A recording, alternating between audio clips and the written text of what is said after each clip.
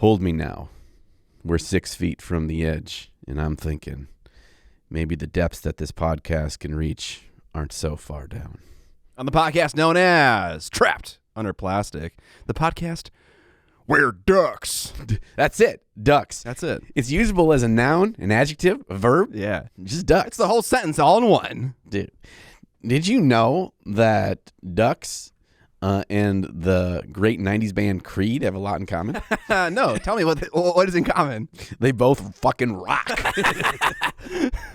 My sister came to visit this last weekend, and she was like, dude, play this song. And so then I played that Creed song that we just fucking rocked out to before we started recording. And I was like, God damn, dude, Creed actually slaps. Dude, yeah, they're so great. I fucking loved Creed in the mid to late 90s, and I'm not ashamed to say it. They often get like lumped in with Nickelback, but they're like Nickelback, but actually good, I think. I mean, they're all kind of the same. I mean, yeah, kind of, yeah. Because we spent the whole weekend trying to find songs that have that same energy. And so Nickelback had a song. Yeah, they do. And there's this one, It's Been a While, is very like that. Oh, and Chad same. Kroeger is very like that. And so Yeah. we were all like just rocking out to, I don't even know what kind of genre is that? Like stadium rock kind of, I don't know. Gosh. It was just like 90s rock. Okay, yeah. I guess would be the best way that I describe it. Yeah. Yeah. But Michael Staff's got a fucking banger of a voice, though, dude. Is that the Creed guy? Yeah. Okay, I didn't know his name. He can. The problem is, Do you have like a Michael Staff shirt when he signed it and stuff? yeah, Yeah. it's just underoos. It just says Creed across the buttocks. Yeah, that's his name. Yeah.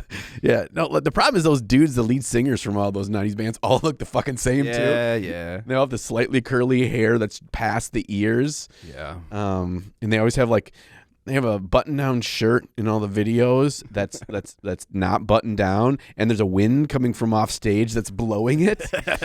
You know, it's like, fuck, dude. Let's talk about Creed some more today. Fabio vibes with that wind coming, you know. Oh yeah, because it double duty, because you got the hair that blows with it too. You can't not take advantage of that. Mm-hmm. So. We got a fun episode today here at Scooty Booty. Every episode is fun. I know they are fun, and this is our first recording since Tough Live. That's true. Yes, I didn't get sick. You didn't get sick. I kept taking vitamins after the con, and it was good. Boost, yeah. If you put them up your butt, Yeah, that's the what vitamins work a lot better. Yeah, they dissolve in your butt. It took a while for me to convince Scott at Adepticon that was the way to do it. Yeah, but I needed help getting them in. So. Yeah. You actually didn't even eat your fucking vitamins. I fucking forgot most of my vitamins. Yeah, but you were like, you can have them for 4 days. And I was like, okay. But I was like, you're not even fucking eating them. I forgot. Like, after 2 days of forgetting, I'm just kind of like, oh, fuck it. It's too late now. And so... It's too late now. There's no turning back. No turning I back. Can't take them now. It's like dropping a lollipop in sand. It's like, well, the rapper does nothing now. I'm sick or not. I did have that emergency every single day, though. Okay, yeah. So I drink a lot of water. Started every single day with one of those delicious cereal bars and an emergency at I think at 11 a.m. is when I actually rolled out of bed and started walking around. I love how Sexy Teeth Joshy described what he brought for snacks as granola bars, and they were just candy bars. Yeah, they were granola bars, or no, they were Snicker bars masquerading as granola bars. Yeah. It's like when they decided that health food was the great direction to go, but we still need to sell more Lucky Charms and Reese's Puffs. Yeah. We're just like, okay, let's just turn them into a granola bar shape and fuse them together with frosting. The shape makes it more healthy, actually. Yeah, it does. Your body likes rectangles more. Good point. Yeah. Speaking of healthy things, this is not in the Preamble Ramble, but I had, for the first time in probably 15 years, I had a Filet-O-Fish yesterday. Oh, shit. That's a McDonald's sandwich, It's a right? McDonald's fish sandwich. How was it? It was fucking horrible. Oh, no. Do you remember liking it, though? I remember Filet-O-Fish being solid. Okay. You know, not so much that I have had one in the last decade and a half, but enough to where I was like, so I was What about the rib one? Do you like the rib one? McRib? Yeah, the McRib, yeah. Not a ton, because I don't know about you, but when I was in school, at school lunch, they had the McRib. You remember that? It definitely has that kind of school lunch vibe. Yeah, we had McRibs for school lunch, and they were equally terrible. And like, man, why you have like fused bone like shapes? Yeah, They're it's not weird. bones? It's weird, but you can eat the bones. Yeah. I don't know. It's just something off about that. It's the same thing with like the Shamrock Shake. Like when the Shamrock Shake or the McRib comes back, people are all pumped. I'm like, you're just excited because it was gone. You're not excited because it's good. That's kind of true. I mean, I got so many ideas. Dude, okay, related to fast food, and also the time period we're in right now. We're in the Ramadan time period. Yeah. And I always know it's Ramadan because if you go to a fast food joint or a restaurant, just in general, after sundown, baby, yeah. it's fucking packed. It's hopping, baby. It's like I'm at Chick-fil-A. It's 8 p.m. Why the fuck are there 30 people in the drive-thru? Yeah. It's because of Ramadan. So They haven't eaten for 12 hours. Yeah. Starving. So in case that happens to you, that's why probably. Note to self, yeah. If you're gonna go grab something, get it at 5:30 Before sun goes down. That's the Yeah. key. That's the key. Yeah, it's like, I wonder. It's like, is the history of like of that, like Vampires? I was thinking werewolves, That's when they're most hungry. right? That's when they That's go. when they hunt. Yeah, yeah. The sun goes down, Oh, yeah. and it's like If you practice Ramadan, let us know in the comments Let section. us know. Are there like werewolf rituals also? I think so. I would definitely look into shit. Is it some variety of Of Muslims? yes? Yeah, dude. If you get to be a werewolf, if you're Muslim, I'm converting tomorrow. Okay, yeah. That's like the final form. Yes. It's like in Scientology where it's like there are levels. Yes. Dude, that religion is crazy. Yeah, dude. But the levels are unlocked by donating more money. Yeah, no, that's it. Yeah. I would donate all my money to be a werewolf. Let's be straight right now. Where are you in the great debate of vampire v werewolf? It doesn't even feel like a fair fight to me, right? Like a vampire is just because Wait, who do you think is crushing who? vampires are crushing a werewolf. Okay. Because a vampire is like one of the highest other than maybe a lich form of sentient undead. They have a consciousness. They have control over themselves. Okay. And when a man or a woman turns into a were being, they lose a lot of that control. They become like pure animal. And while they do have this unnatural strength in physical abilities, the vampire can also just like poof on bats, like poof I'm smart, Poof on bats. like poof on bats, and then they can just outsmart them. Does that make sense? Yeah. I liked how you started that phrase. You're like, when a man or a woman becomes a lycanthrope. It was like, we're doing the birds and the bees, but like the werewolf version of it. Yeah. When a man loves a woman Yeah. and they're of different undead associated types, they get to make a new, stronger undead baby. Yeah, and that's the whole premise of the fucking movie Underworld. Kinda, actually. Yeah, dude, They get together. Yeah, he's part lichen. He's The part guy vampire. is. Yeah, the guy. Yeah, Michael yeah, Stapp, the main character. Michael Stapp, yeah. He fucking looks like that guy. Holy shit. That's 100% what they all look like. Yes. That guy. Yeah, that guy, the guy from Underworld. Which is why that's the age that movie came out, was when that music was popular. Oh, yeah, dude. Like kind of a Kurt Cobain, greasy, like mid-length hair. Yeah, dude. Yeah, it was like Kurt Cobain was more of like He was blonde. the whiny, emo version of the 90s rockers. Sure, where it's sure. like, yeah, he was like their initial form, and they evolved from there. They evolved from Kurt Yeah, Cobain. I'm not saying they evolved musically. I'm just saying that they evolved how they looked for what teenage boys and girls thought was badass or hot. So I'm glad that none of this is on the Preamble Ramble. This is not even the Preamble Ramble. Yeah, I do have one thing. So more than one thing, but so when we were at Adepticon, I was hanging out at a bunch of different booths. At the Game Envy booth, they had a little table set up for the Art of book series. Yeah. By the wonderful Dave Taylor, where there's these wonderful hardcover books that feature all the art and articles, all the miniature art that specify a specific artist. And Erik Swinson was there at the table, like doing like a book signing, and I was pretty cool. But he had these little stickers, and I said, Erik, I didn't buy your book. Could you sign something for me instead? Okay. And these little stickers, these little art of stickers. Nice. And he signed it, and and I just took it. I didn't look, but he wrote something else. Oh, what do you write? And it says, "Share my channel, asshole." Wait, what? Oh. So if you don't know who Erik Swinson is, he's at least on the Mount Rushmore of living miniature painters in terms of how good he is. I mean, he's won every highest level award there is to win. Best in show at Monte Sansevino, I believe best in show World Model Expo, like just everything the dude does is just phenomenal. And so I saw this the other day, and when I was going through all my stickers and all my businessy cards and all the things that you pick up at Adepticon. Oh, yeah. And I saw that. So I'm like, you know what I'm going to do? I'm going to go over to the YouTubes, and I'm going to type in Erik Swinson, and the name of his YouTube channel and the name of his Twitch channel are just his name, ErikSwinson. And I checked out his YouTube channel. It's great. Okay. Here's why it's great. It is just Twitch recordings, right? His live streams. Yeah. And he just puts them on YouTube. So he has like the catalog. And he does like series of painting over this model over a number of streams. And he has nice thumbnails that show the thing, and he says what part he's focusing on there. So from a technical standpoint of like trying to figure out what he's painting, goblin skin or undead skin or whatever, they have these.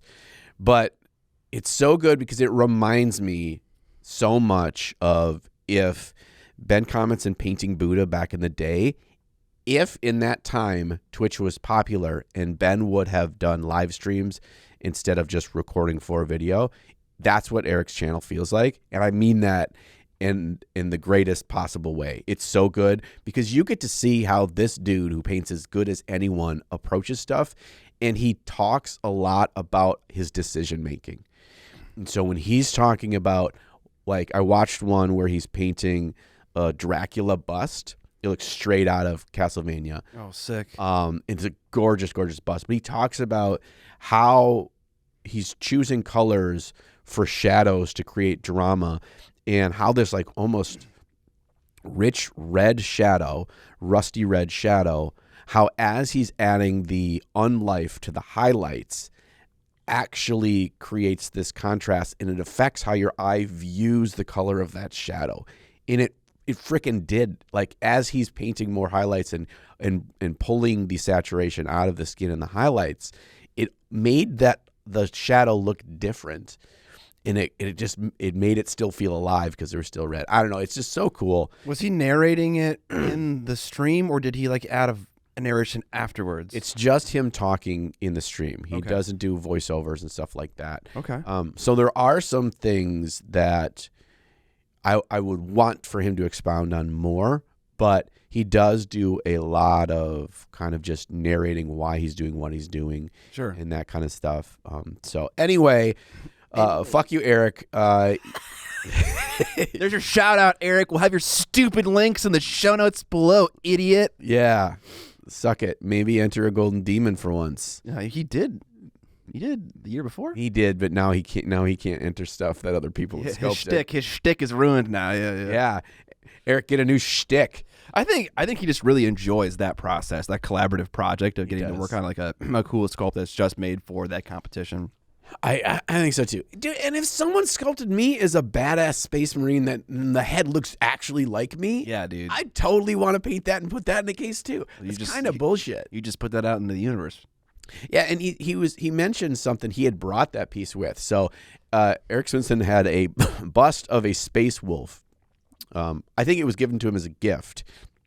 So it's not something you can buy, but the head of the space wolf has no helmet, and it looks just like him. And so he painted that. He brought it with, but they told him like, "Oh, don't bother putting it in the case; it'll just get disqualified." My response was, just put it in anyways. Put it in anyways, because all the people are going to see how fucking awesome that is. Yeah. Let the people that are going around the cases appreciate that kind of stuff. And it's like, I think if there's a lot of guys that do that, I won't say a lot, but there's a handful every year of people that enter stuff in the open category that they didn't sculpt, that they painted. And I think if those people still did that, maybe it would push a change again, or just like it's a way of, sticking it to the man to say like, no, we still want this to be highlighted. We still want people to appreciate these cool things. And I do. So Well, like, okay, there was that, not this year, but the last year, there was that guy, David Diamondstone, who put in that Space Marine diorama that was painted with 2 colors, white and black. Mm-hmm. Like, literally no gray at all. And they had that little chat bubble that said, like, we're not tournament legal kind of thing. Do you remember that thing?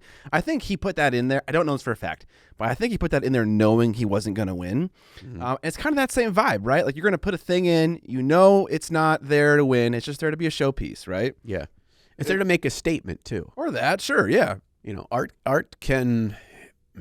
I think one of the most impactful things that art can do is make a statement on society. Okay, calm down, Banksy. on you know, political climates, on you know, things in the world that we're not okay with, and to push that into the miniature realm. Kind of like some of the stuff that you saw at Monty when you were there. 100%. Yeah, that's what I was thinking of. Like is a big step for legitimizing what we do as a pure art form. I believe it is. We probably all believe it is. But for those that aren't in our sphere, to recognize and to take pause.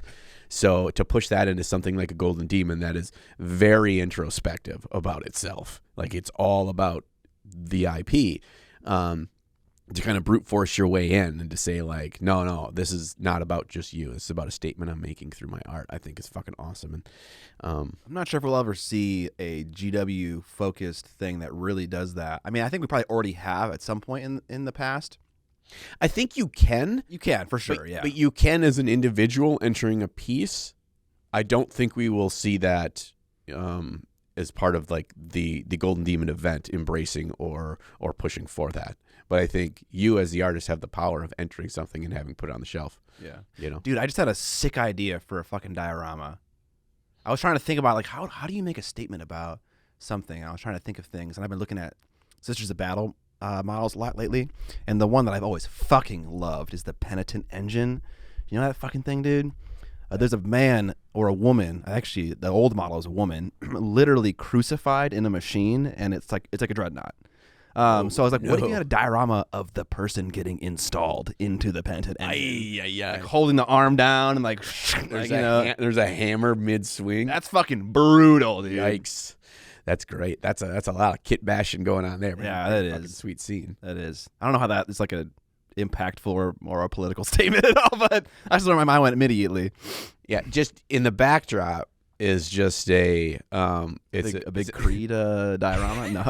No, it's just one of those backdrops of like a sunrise, but there's a faded picture of Jesus's face with a single tear rolling down it. So like Jesus sees, he knows. Jesus sees, yeah. Jesus knows. Jesus exists in the 40K universe. Yeah. Oh, and to tie this in truly to Golden Demon, you could just have that backdrop be AI art generated. Then you could just print it off and then put it in the back. Yeah, yeah. God Emperor as Jesus Christ crying.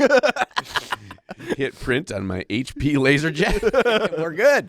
We fucking did it, boys. We'll get to that a little bit later in the episode. I didn't even put that down in my. Oh, you totally did. Oh, did I? Well, you said Golden Demon, so I figured that was going to come up. Okay. What do you got? This is a little off topic. Me and my friends have been talking about making a movie podcast for a long time, and we're talking about names, and I'm a stickler for names. Mm-hmm. Whenever I do something and it needs to have a label on it, I always want to have a good name because I never know where that thing's gonna go, and if it goes somewhere, I want to have a good fucking name. And so I was trying to think of stuff, and like the first thing I came up with was "we eat film reels" or "film eater," just like a weird fucking phrase. And I started thinking of the jobs that people have on a set, or like the equipment that you use related to film or for film. And then I remember the best fucking role in all of cinema, the best boy. And so Best Boy. The podcast is going to be called Best Boys. Oh, no. Is that a terrible name? It's so terribly awesome. So, yeah, we're going to go with that. It's such a deep cut. I don't think people are going to. See, that's the other thing. Is if they don't get it, it's still a stupidly funny name. Yeah. So it works on that level as well. At least to me it is. A lot of people are going to be pissed it's not a podcast about dogs. Oh, shit. I didn't think about that. You might be right. Yeah, but see, that's a funny joke to like bring them in, though. Yeah. It's just like, this is not a podcast about dogs. Just do like an hour-long episode where like my dogs are just sitting in these chairs, like just like breathing into the mics. Yeah, and then you're just doing a review of the movie Homeward Bound. Yeah, there it is. Yeah. Dogs. Or Airbud. Yeah. Yeah. It's actually, they could actually like cross the streams there, and it's a movie podcast that's only featuring movies that have dogs in a prominent role. Like I Am Legend. Yeah. Oh no. There's so many. Oh Dude. no. There's so many that. I Am Legend. Don't say that one. Dude, the dog is important. I know it is. It's also important in like The Lobster, but like they both meet a similar sad ending. Yeah, we don't want to get into that part. Oh no. I had a bag here, Scott. You got a bag? Dude, I got a bag. A bag of tricks. A bag of treats. It's even better than tricks. It's treats. So at Adepticon, wonderful people give us little presents, little prezzies, little treaties, Little alcohol. little alcohol. You know, I'll talk about that while I'll let you showcase these. These are from the Painterly Get, a wonderful Canadian. Whip it. We have some That looks nice. some Canadian treats, right? So I'll let you decide if you want to open those while I tell my little story. We also got some stuff from Norway. We got milk chocolate, Norwegian Kit Kats called ghzworkshop. Nice. Yeah. And then he right. also gave us this brick. I don't know what this is. That is an additive for dishes. It's not like a thing you just eat straight up. That's good because I almost ate it over a cracker.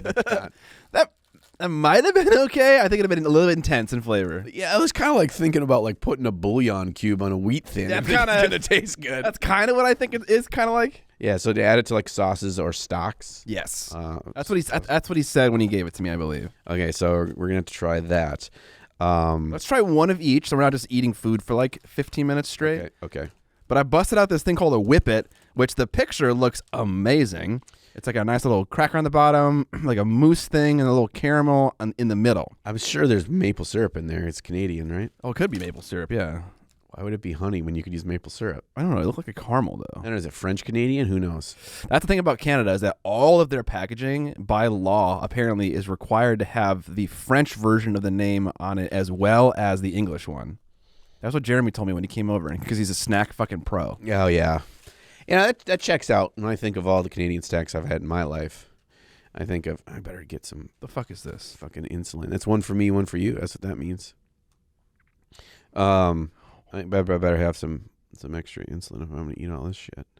So yeah, we got some wonderful treats. Thank you so much. And I totally forget because I'm terrible at remembering everyone's names at Adepticon, but I forget the wonderful Norwegian gentleman that gave us these chocolates. But thank you so much. You weren't even there when he brought him over. No, I didn't. But It's on me to remember the name. yeah, but I like found him in the crowd and I pointed at him and he waved and he nodded. So you should have like fucking dined his name from like your brain antennas, or what are you saying right now? yeah, I was going to use my telepathy. No, okay, that's what it was. Okay, the Whippet, 10 out of 10.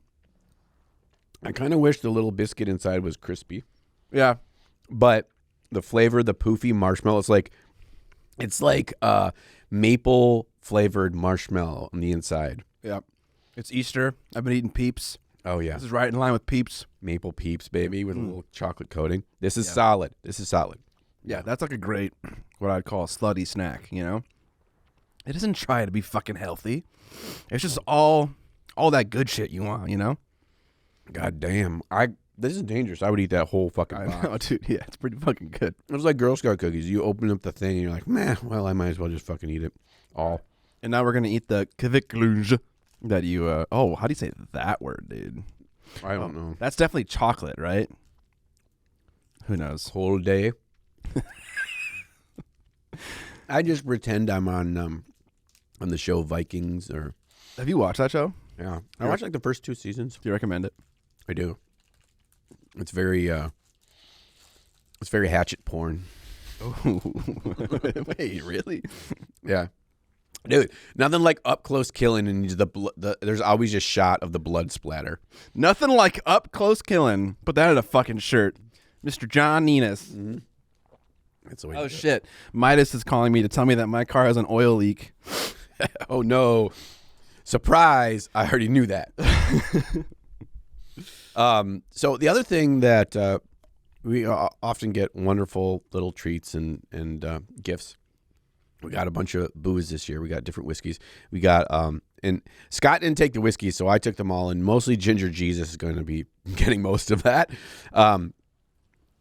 Got an amazing, also from Canada, a maple whiskey, like maple syrup whiskey.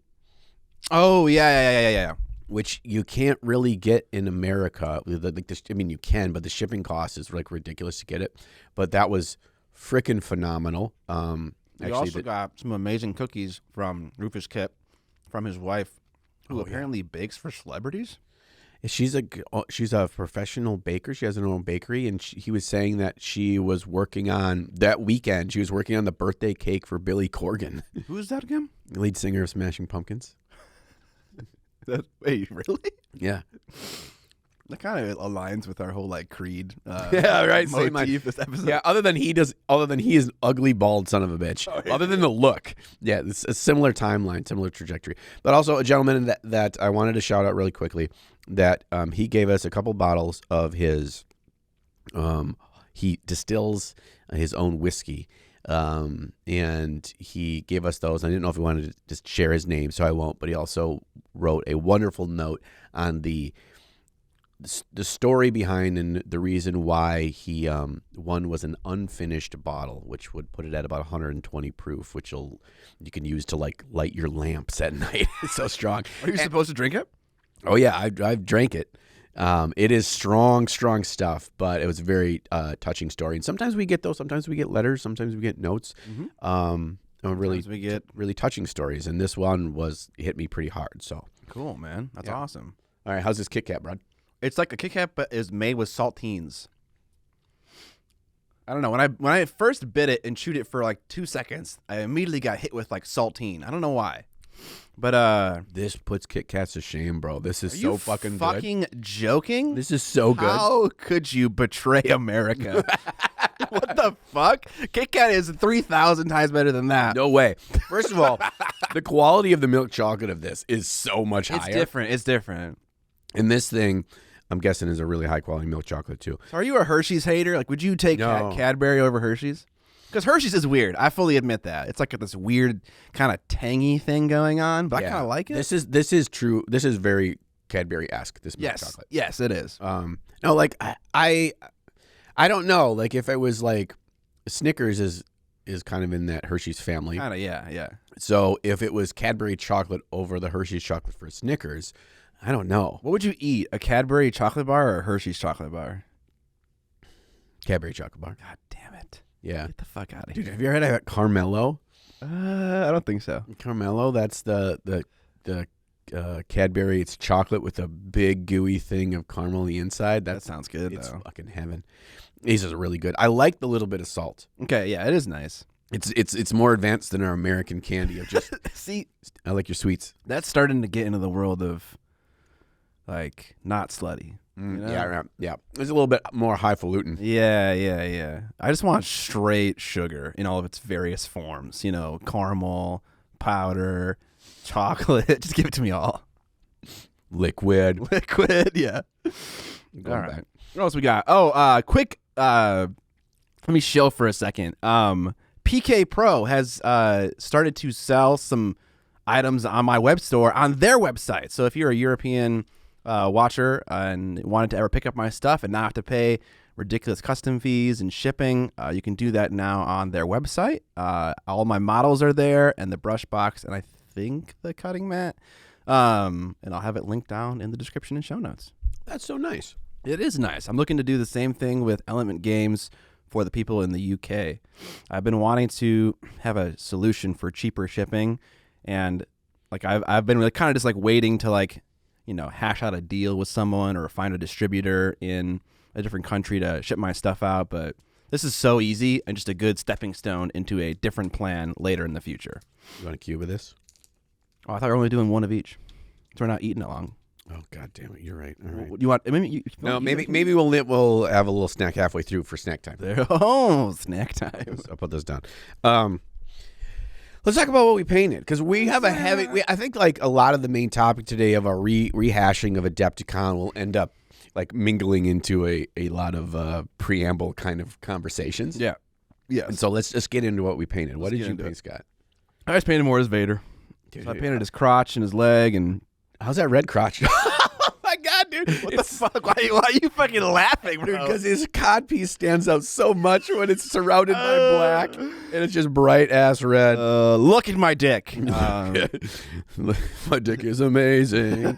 Give it a lick. So I'm doing the whole red NMM thing, and I've kind of realized a fundamental, I don't know why I said it that way, fundamental mistake that I made with red NMM, and that is that you broke the lightsaber. I broke the lightsaber. Well, I did, but luckily I'm replacing it with a Sith Warblade. Oh, that's sick. I know, it's got fucking runes in it and shit. It's gonna be so awesome. Okay.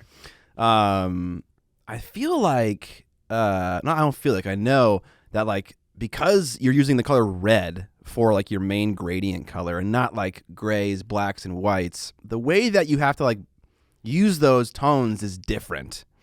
Mm-hmm. And I didn't think about that. And I started to think about other colors and like what colors would like kind of map better to the way that I paint NMM with silver paints currently. And I think purple it's a lot easier to paint in like the same style that I would paint silver as opposed to red. I feel like red is a little bit different. I started to look at obviously like things like an Imperial Guard from like the original Star Wars movies, and like I don't know, like there's so little like shadow or like highlight before pure white. Yeah. And it's just like, it's like pure white, and 80% of it is vibrant red, and there's like a little bit of shadow, which is like not how it would be with silver. With silver, it's like that gray, I think, is the smallest portion of all those gradients, and the shadow and the highlight is way bigger. But with this, it's like a different way of thinking about how I should, like what colors I should be using, what brightnesses I should be using, and all that stuff. And so I kind of fucked up. And I'm kind of just taking the L and just kind of painting it how it is now. But if I do it again, I'm definitely going to think more about how much red I'm putting in, like how much just straight up pure red. It's one of those things that we go through where by the time we get to the end, we've learned a lot. Mm-hmm. Yeah. But your final product we had to go through so much for you to get to those unlocks. Yeah. And so it's not necessarily indicative to what, if you started it over again, what you've learned and implemented. 100%. But those times are super important. They're also kind of bittersweet. Yeah. And that's why we, as painters, we tend to avoid them. Right. And it's also, I'm not going to paint another Darth Vader, you know? Another screaming red Darth Vader. Yeah, exactly. Yeah, at the very least. So it's like I'm not going to get a chance to use that info on a model that will be super similar, and it'd be like very easy to like do it one-to-one. But I might paint like an Imperial Guard or like one of those red stormtroopers from the sequel trilogy or stuff like that, or something else like that's going to be red. Yeah. Who knows? Yeah, those Imperial Guard, that's like their level of like candy-coated red is very like, if chrome was red, yeah, that would be what it is. That's why there's so much brights. And then a quick jump off into like the pure red. And I know if Vince was here, he would say, here's why you're wrong. He would say that there is pink in the red, but if you look at like a human-sized thing that has that candy-coated red, maybe there's a little bit of pink in there. But when you shrink that thing down to that model, that pink is gone. Like, You're not going to be able to paint something that small, I think. I don't know if you agree with me or disagree with me, Vince, but if you reply and in a comment, we'll pin it so people can see the dialogue. But I feel like I'd be afraid to try to paint a model like an Imperial Guard, because I feel like you just got to fucking go for that white. Oh, yeah. And it's going to look like shit if you're doing it wrong, you know? Yeah, and it's going to look like shit either way, like 75% of the process. I know. And so you're like, oh, I can't God. take that. Right. Especially for, I would say especially, but maybe not especially. But for us, when it's like usually something like that is for a purpose, like it's for a video or it's painting for it on the stream. Yeah, or you can't have it look like ass, You're right? just like, man, it's going to be a giant dumpster fire, and there's no way I'm going to pull the fucking plane out of this nosedive. Yeah. And part of the thumbnail oftentimes is like showing the thing you painted in the thumbnail. That's definitely one of those, I'm going to blur this shit out so you can't see how awful it looks. Yeah. I like that. Well, you've already kind of been like hedging for how to pull this off. Exactly. Yeah. I'm like, what if? And I'm like, okay, I'm going to have to do this and this. I saw you airbrushing this dude a bit on stream the other day. Not very far on that thing. I'm just trying to get the initial gradient down, and then I gloss coated it for a nice clean oil panel line if it'll work. We'll see what happens. They have so many panels. They really do. They really fucking do. I don't think I went intense enough with the contrast. What do you think? Yeah. So it's going to be a cream. The main color is like a cream color for him. It's going to be a cream colored armor, but I feel like I should go brighter with the white. But I was brighter with the white, and it was too white, and so then I made it a little bit more warm and yellow, and then I think I kind of nuked the contrast doing that. So I think I don't know what I need to do. Darker. Yeah, I would. So here's where I would go from here, not knowing if this is correct or not. A little bit darker and maybe a slight amount more saturation in whatever shadow color you go, whether it's more towards ochre, more towards like a rusty brown, brown or something like that. Just so you're pushing the differentiation, because if these going to be on the table, the subtlety is just not going to show enough. But I also think equally as important for that, and even whether or not you did that, and this sucks, but it needs a pure white or very, very close to pure white edge highlight. Oh, for sure. Yeah, for sure. And that will really show the differentiation. That's the other thing that's difficult about airbrushing, is that you need to set yourself up to the point where the other steps you're going to take with the brush are going to get you to your end result that you're imagining. But you have to have some kind of trust that where you're stopping is the right stopping point. Yep. So I don't know. Like I think as it stands, if I did a white edge highlight, it would read like the color I want to read, but it wouldn't have that like blendy, awesome airbrush look that I also want. So it's just like, I don't know. Like so many edges. So many edges, dude. All over that fucking model. I'm not going to do everything, but I'll hit the important ones. Yeah, I think it, and then getting other colors on different surfaces and stuff will really show the more depth and the more nuance to the white that you have on this. It's like you have to go through the process to then kind of like with the Darth Vader, like you go through the whole process. By the time you're done and getting color over everything, even if the model's not 100% done, you'll know then where you stand on the steps you took with the airbrush at the beginning. Yeah, you know. I didn't like really do this procedure when I was painting those 3 Cabalite warriors in this scheme. I was like kind of trying to figure out the scheme. And so now I'm trying to figure out like how would I paint an army in that scheme? Like what steps would I take and stuff like that.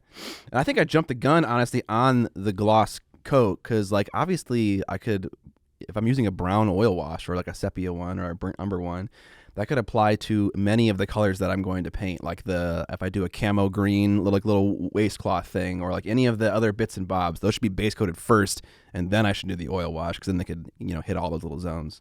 Mm-hmm. So I need to do some more base coating before I get that oil wash in. That's me though. Oh, oil wash, dude. Always scary stuff. We'll see. I'm trying to figure it out. Yeah, I think like there's a level of unlock, a level of like finding your groove in that will like I'm excited for you to hit that, because I never 100% did. I felt like I got to a point when I was really heavy in working with oils that I'd get to where I'm like, with 80% confidence this will look solid. But it's like anything, you just need repetitions. You need a feel, like you get in a level of understanding of by look and feel and brush and everything, what it'll do, be able to predict it, and what you're going for before you ever put the wash on the model. And that just takes some experience with the product. Yeah.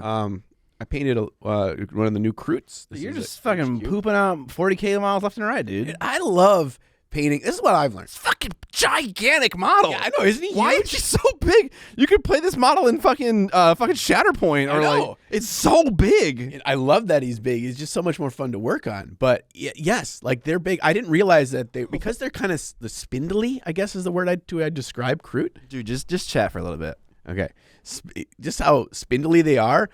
I had never like built a Kroot, painted a Kroot before. I didn't realize how tall they were.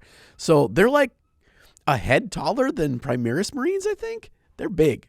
It was so much fun to paint them. And I realized that I really enjoy, and maybe I'm going to eventually create like a bingo sheet of all the different factions, or maybe all like certain factions or certain like key, models that are kind of like stereotypical Warhammer, whether it's Age of Sigmar or 40K, and paint all the ones I haven't painted before. Because I'd never painted a Kroot before. And then not that long ago, I hadn't painted a Squig before or whatever. I want to experience in painting all these like well-known, established, historical, or important models within the Warhammer universe. What's the one you're most excited to get to?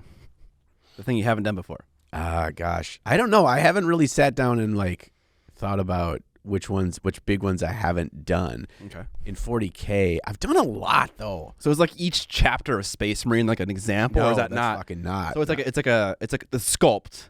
Yeah, so like Okay. Kroot are this is a breakdown of that. Kroot are part of the Tau Empire, the Tau faction. Okay, let me just take a brief moment here. Look how much bigger he is than that little boy. I got a Tau thing out, a Tau model out, and literally the top of his head is like under the height of this model's shoulders. He's like, Because of his belly button. it's like his little brother, you know? They're not the same race though. They aren't. I know that, but like, God, are they? They have never been this big, Kroot. He's an HQ, so maybe he's slightly bigger and Okay. his pose is more up. God damn, it's a big model. He's big. Yes. So like for instance, in Tau, I've painted the regular Tau-ish dude in there, whatever, like the one you have on there that you showed.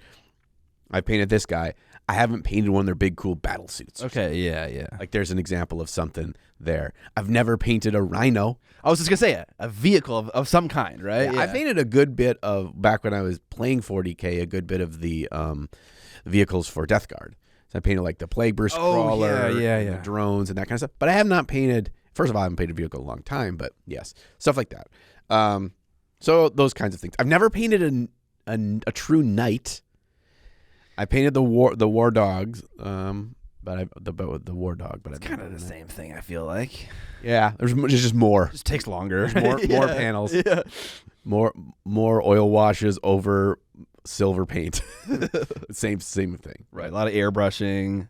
A lot of airbrushing. Yeah. So anyway, this guy was painted in speed paint in about 3 hours. Little over 3 hours, but it was messing with the new Big Child Creatives Atom Paint range. Mm-hmm. And so it was, I'm just like trying to find a way, this medium for me of happiness in speed painting, enjoying the parts of painting a model that I enjoy, cutting the rest, and having a final quality that I feel like I can obtain for a full army or a kill team or a Necromunda squad or whatever, but it's not so overwhelming that it's going to cost me, 10 hours a model to get there. That's a great way to describe speed painting. I feel like is like keeping all the parts of painting that you like. Yes. Yeah, I like that way of describing it. And I was kind of pushing a big part for me is when I'm doing stuff for gaming and trying to develop for speed painting is to keep a level of punchiness, vibrance, color screaming where I want it on the model so they don't just kind of like fade on the table from too many desaturated colors.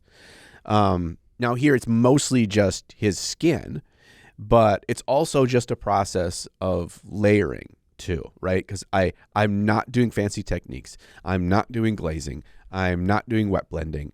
All I'm doing is layering. The only thing that I'm tweaking is on the fly changing the paint consistency a little bit to create a little bit of fading into my shadows. So yeah, that was kind of that. So that way I can keep moving, right? And also this set is only 12 colors in this paint set. So it was all mixing. But I think we feel that color mixing, not having the exact color right out of the bottle when you're painting a bunch of stuff is a slowdown. There's a level that I agree to when it's like, I'm going to paint all of the armor this color blue. I want this one right out of a bottle that I can just paint it all blue. I agree with you. But a lot of the nuance in the building up a quick highlight or in the just whatever desaturated color this belt or buckle or gun holster or whatever will be, like that stuff, whatever's on your palette, mix it quick or just use whatever colors were there and then just get it done. Across an entire army, that shit doesn't matter. It does not, yeah. It's just having fun with that. I think there's an argument to be made here that when trying to develop a scheme for a thing, maybe it's easier, I don't know if it's faster, to do it with a limited range of paints, 10 paints, and mixing. And then once you have figured out like where you like the colors to go, what colors you like to use, how much of the model they're covering, then you like start to go and match those colors with things that exist in your collection so that you can just have them out in front of you. There's no mixing, you just have the things, and so there's no thinking.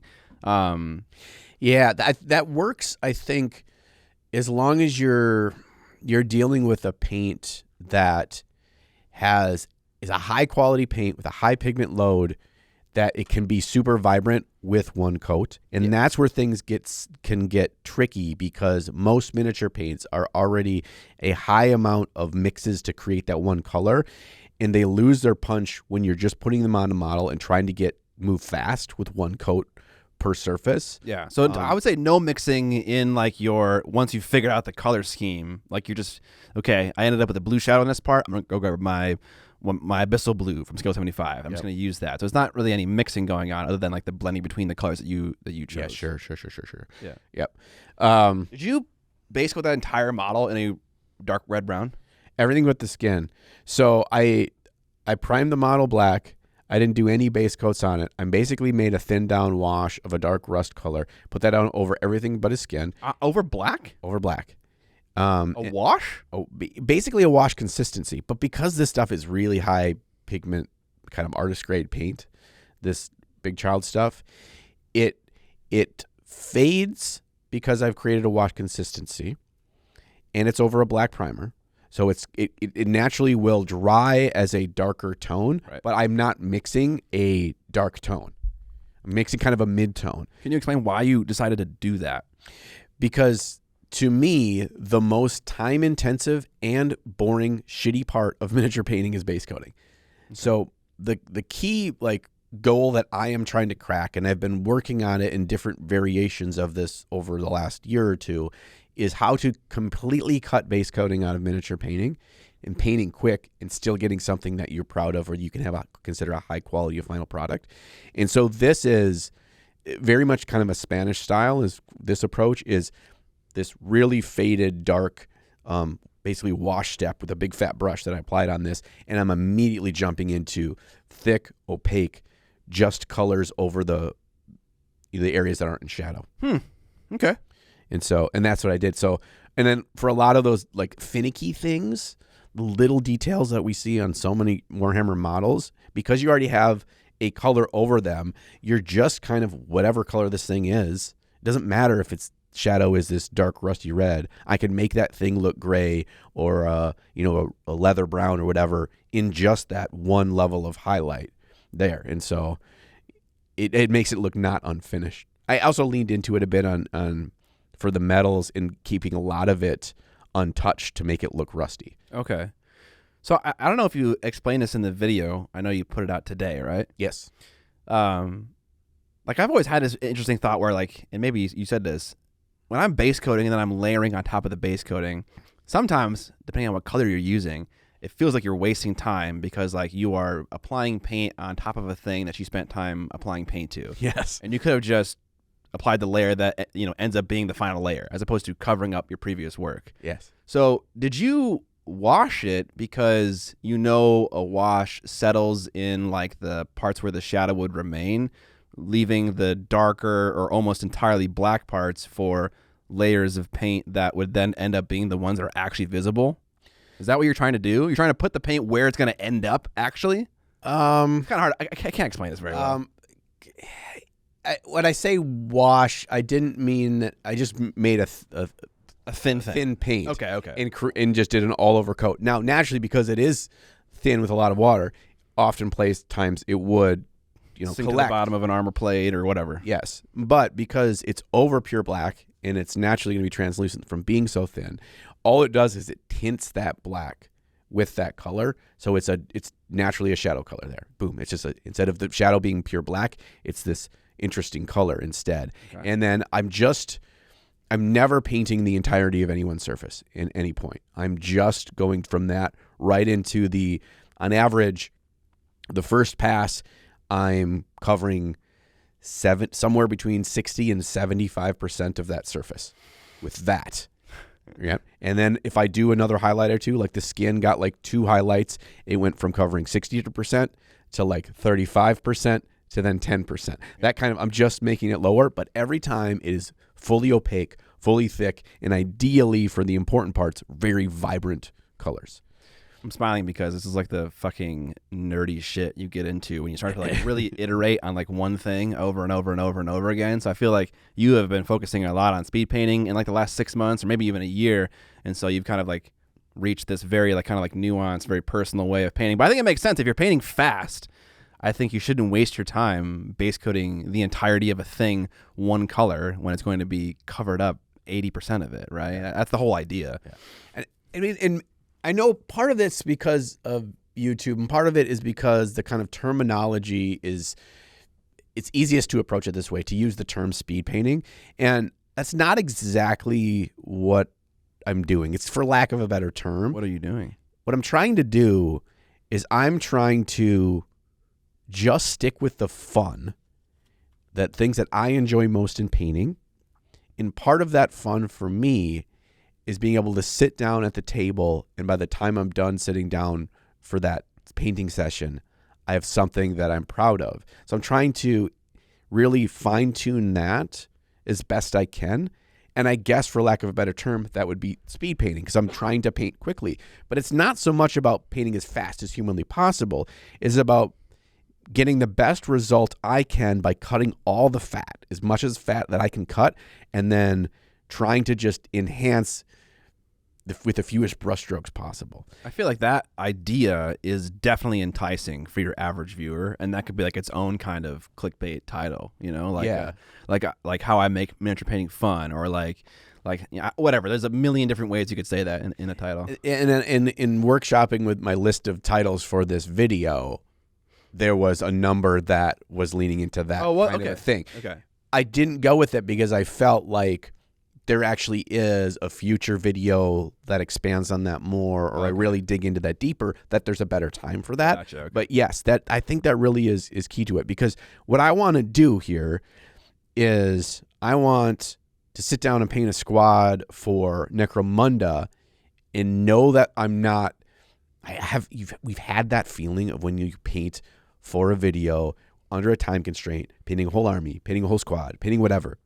And you just kind of have to go through the shit and just plow through it for stuff that's not fun to get it done on time. Well, it's like, and what ends up happening too is like the final product just like, it doesn't check, at least for me, it doesn't often check all of the really important boxes. There's not many really important boxes on the tabletop, but there's some that I think are what make or break looking at something at 5 feet on the table in the midst of a game that do it really, really well. And like your Necromunda game is a prime example. They have really interesting color scheme and differentiations that pop at the table. And I want to be able to be drawn to those models. And I want to make sure if I'm spending time painting a whole army, I didn't fuck up those very important boxes to check. You know? Yeah. So that's what I'm going for. And it was just so fun, just mixing some colors and just fucking around with it. That's good, man. He's a cool model. I really like the dude. He had options of what you could arm him with for each arm, but the big giant compound bow was so goddamn cool.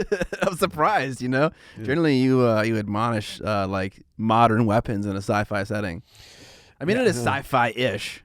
Yeah, these guys are like they're the members of the Tau that are like guerrilla forces, I think, right? Like, they're like Tusken Raiders, exactly. Like sand people, yeah. Like they're really good at with the technology that their society has used for 1,000 years. And you may not think it's as good as your plasma rifle, but I can shoot you in your eyeball at 1,000 yards with my bow, you know? That's fucking sweet. Yeah, that is pretty sweet.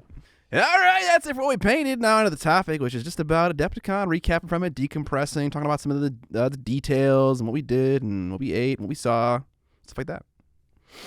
Okay, so I did write down kind of like a checklist for us so we didn't miss anything in particular. But, you know, if there's things that aren't a lot or whatever, you know, or if we're missing something, you feel free to jump in here, Scott. But the first I want to talk about is just kind of high level how Adepticon felt. I don't know what this felt like the biggest, busiest, most people, nowhere was safe. kind of place. It just feels so alive. It didn't feel cramped. It didn't feel like how I hear Gen Con is. Yeah, I did not. Yes, I agree, 100%. But I kind of feel like people say this every year about Adepticon. It's like, oh, it was the biggest year ever, and it was so crowded. And I was like, yeah, it was. And so after a while, you kind of just come to expect it to get busier and busier. Yeah, it's just the way it is. Yeah. I think where I saw it a lot this year was the Golden Demon cases. It felt like there was never a time to go and visit them without a line prior to about 2 a.m. Yeah, so typically we will go and look at the cases on like Saturday night. 'Cause that's kind of when all the entries are done being entered, and we'll do it at like midnight, 11, because like we have a hotel room in the con, so we can just go late and go to bed whenever we want. But you guys are playing Commander. Mm-hmm. And while you were finishing up, I was like scouting the cases because they were playing up in the Euphoria room, which is like right next to those areas. And I was like peeking my head out, and like there were people there, like a large like crowd of people. Like I don't want to stand in line. Yeah. I don't want to feel like I'm pressured to like move past a model. Like I will stare with my forehead on the glass, not literally, but almost, at a model for like 4 or 5 minutes straight, and talk about it with someone like Vince or like you behind me. And I don't want to feel like I have to rush. And so I'm kind of waiting for it to clear out entirely. And it did not clear out entirely until 1 in the fucking morning. Yeah. And so that's when we went. We went at 1 in the morning. Yeah. Sometimes it's really fun to go back and forth. Like you're discussing something, looking at something, blah, blah, blah. You go down a case over, and then you're like digging on this, and then you want to jump back to the first one. Yeah. No rules. You go back and forth. And if there's like a line that you got to go down, like you can't do that. You can't. There's whispers of like this Adepticon moving to a different location. Yeah. Because they are kind of bursting at the seams on not even necessarily the amount of people there. That was certainly a part of it. But just like there's no more space for stuff. And there's plenty more stuff that people want to have there, that people are willing to host there. And it's already spilling out into the other hotels and stuff. Yeah. Like Don Haney said he had to go do his Frostgrave event at the Hyatt Regency or something like that. And he kind of was bummed about that because he wasn't like in the shit. Which obviously I understand. We've talked about it before on the podcast. So yeah, I think Milwaukee was mentioned by like some random person who was talking to me. I don't know if that's true at all, but yeah, I've also heard those same whispers. Yeah, I think that would be pretty grand if it did. Yeah, it's like we're and it's awesome. It feels like every year that like we're spending more time talking to people. People jump up to us at pictures, ask questions, and everything. And I attribute that to, who knows how many different things, but that's always the joy of Adepticon, is getting to talk to people and getting to meet all the goody peepees in person for the, typically the only time of the year that we get to do that. So I want to just absorb all of that. So it's just been, it's part of the fun. It also means that like we're going through the vendor hall, and the vendor hall is completely packed shoulder to shoulder with people. That just means that there's more conversations, there's less actual shopping and buying, and I saw that in my final purchases of the convention. I didn't buy a single thing other than a rule book that someone handed me that I ended up paying for. I stole some stuff. I don't know if I bought. Yeah, nice, I did buy some. Nice. I did buy a couple things, but yes. I think this year more than any other year, I realized that Adepticon isn't necessarily a con that is for me. That's not. Nothing's black and white, right? So, but like the gradient is shifting here. Like the first Adepticon I went to, 90% of that was for me, and then the longer we go along here to the 7th year, that flagpole is shifting, and I'll define for me by the amount of time spending. The amount of time that I would spend doing things that like I would want to do, So like. I love talking to people and fans and stuff like that, but if I was like just going to Adepticon for the fun of it, that wouldn't be like the thing on top of my mind that I'm like going for. Sure. It's like a nice byproduct of going. But like I would go to like enter a painting competition or like shop at the vendor hall or compete in a tournament for gaming or something like that. So I kind of realized that this year, like I do. For a large reason, just go to show up so that people can chat with me and that we can, socialize and stuff like that. So I kind of feel like, and I don't know if you feel this way, I don't necessarily need to go for like 5 days. Like, I'd be happy just going like Friday, Saturday, and Sunday, not necessarily Wednesday through Sunday. I don't know. That's it. I hadn't thought about it that way. I don't know. Like, I don't think that's a bad thing to say, though. there's like FOMO for sure. Like, right. Because like there are things that happen on Wednesday and Thursday that I wanna be a part of. Bro, that GW reveal, bro. Fucking A. No, I have that already written down here. Yeah, We're gonna I discuss saw, that dude. garbage. I saw. So like I'm not saying that I'm complaining or that I didn't have a good time or anything, but I think that like I don't want to miss out on that much work. One, I like to do what I'm doing. And yeah, it's just like it's like a thing to go and show up and chat with people about. I don't need to be there for all 5 days. That is a good way to look at it. And I think a lot of people that attend do it that way as well. They're there for a couple of the days. Yeah. And yeah, I mean, it's a lot of it drains you too. For sure. Yeah. Like, the more days you're there, the more that we're like, because we're, just on and talking and high energy and having fun. And the more days in a row you do that, the more it's kind of like, it takes it out of you. And by the time we got to even Saturday and Sunday, I was kind of like crawling across the finish line for the convention. Yeah, I have a picture of you actually, like when you're looking super wily and insane, like right before the show. But yeah, like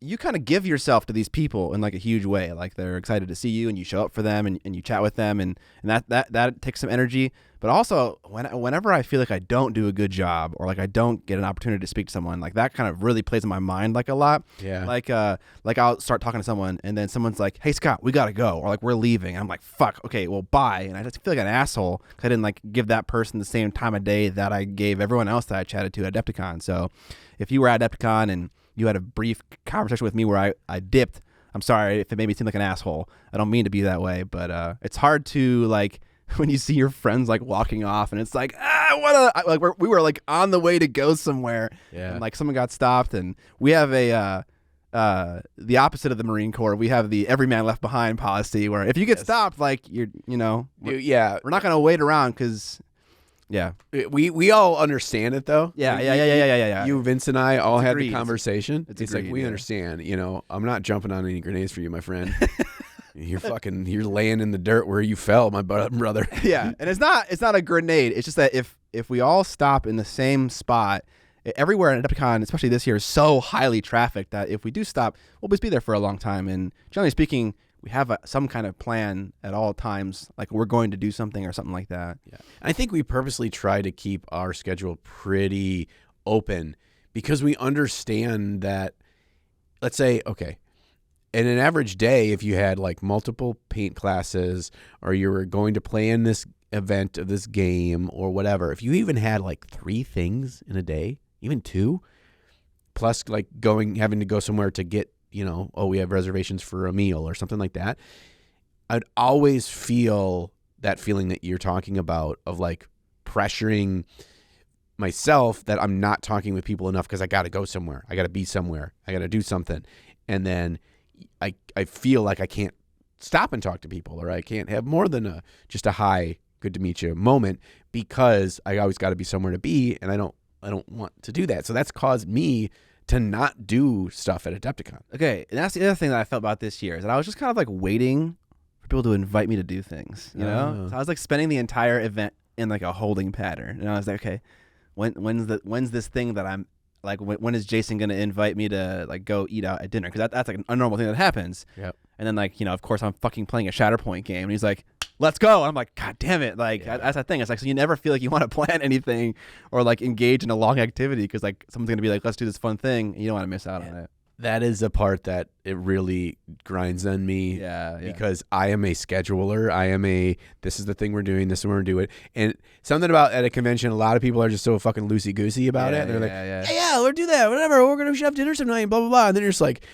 it's 5:00. You guys want to go do dinner or whatever? And I'm just like, dude, fuck it. You got to schedule this shit, man. Like, come on, dude. You're killing me. And this isn't just talking about Jason and Monument because that's the one we kind of figure out and do every year anyway. But it's just, I also have this extra level that's kind of my own anxiety built in with me is because I have to have a pretty regular, like, eating schedule. Yeah. And so, like, I can't just be fucking loosey-goosey of we're going to eat at 6 or we're going to eat at 8 and be like, I ain't going to be alive at 8, jackass. Like, you need to fucking be an adult and say, this is where we're going. This is where we're meeting. This is the shit. Ahead of time so I can feel comfortable to know where I need to be, and so planning that kind of stuff, I get it too. And I get overwhelmed too with even like playing games and stuff, and I'm like, but if I commit to this, what are these other floaty things that I'm worried about? Are these going to happen and that kind of stuff? So yeah. We're talking like we're not poo-pooing on the convention experience. It's just kind of interesting stuff that in retrospect. Yeah. But meanwhile, we're having fun every place we're going. At least I did. Yeah, for sure. Everything we're doing. Okay, so next thing I have here is this year we had the fucking Optimus Prime double room. It's actually not nearly as sexy as it sounds, but we had 2 hotel rooms for the first time. Every other year, it's been 4 dudes, 1 room. We got 4 dudes, 2 rooms, and we got them to put the rooms side by side. Yeah, but there was no door that like connected. Yeah, we had no connector door. The connector door would have been swell. We had a connector door at our hotel, our hotel in Madison, though. Yeah. I didn't know if I put that down there, but of our precarious ride home. Yeah. But we'll talk about that. But yeah, it was just really nice to be able someone's chilling or taking a nap or doing something in this room. We'll just go to the other room and we can go eat a sandwich or do whatever. Mm-hmm. It was just kind of nice and spread out. It didn't always feel like if you're going to the room, you're just kind of like, those rooms are not that big for hotel rooms, first of all. And then you have 4 people in a room. I'm just like kind of miserable. My sleep, it helped me so much more this year from being sleep deprived. And maybe I can loop into this for a different one that's further down here. There was no Con John this year. There was no Con John. There was Snoring John, though. Oh, no. And I did film some incriminating evidence of it's not really a video because audio. My wife said since I got back that for like the last week my snoring was really bad too. It's because of that head cold I had. Yeah. And I've been over it, and she's like the last 2 days. But I've learned from prior years, so I brought earplugs this time, and we're good. I fell asleep like a baby every single day. No problems. Sweet. No problems at all. Sweet. You still have the evidence on your phone. I do. How loud it was. I don't know if it's gonna come up.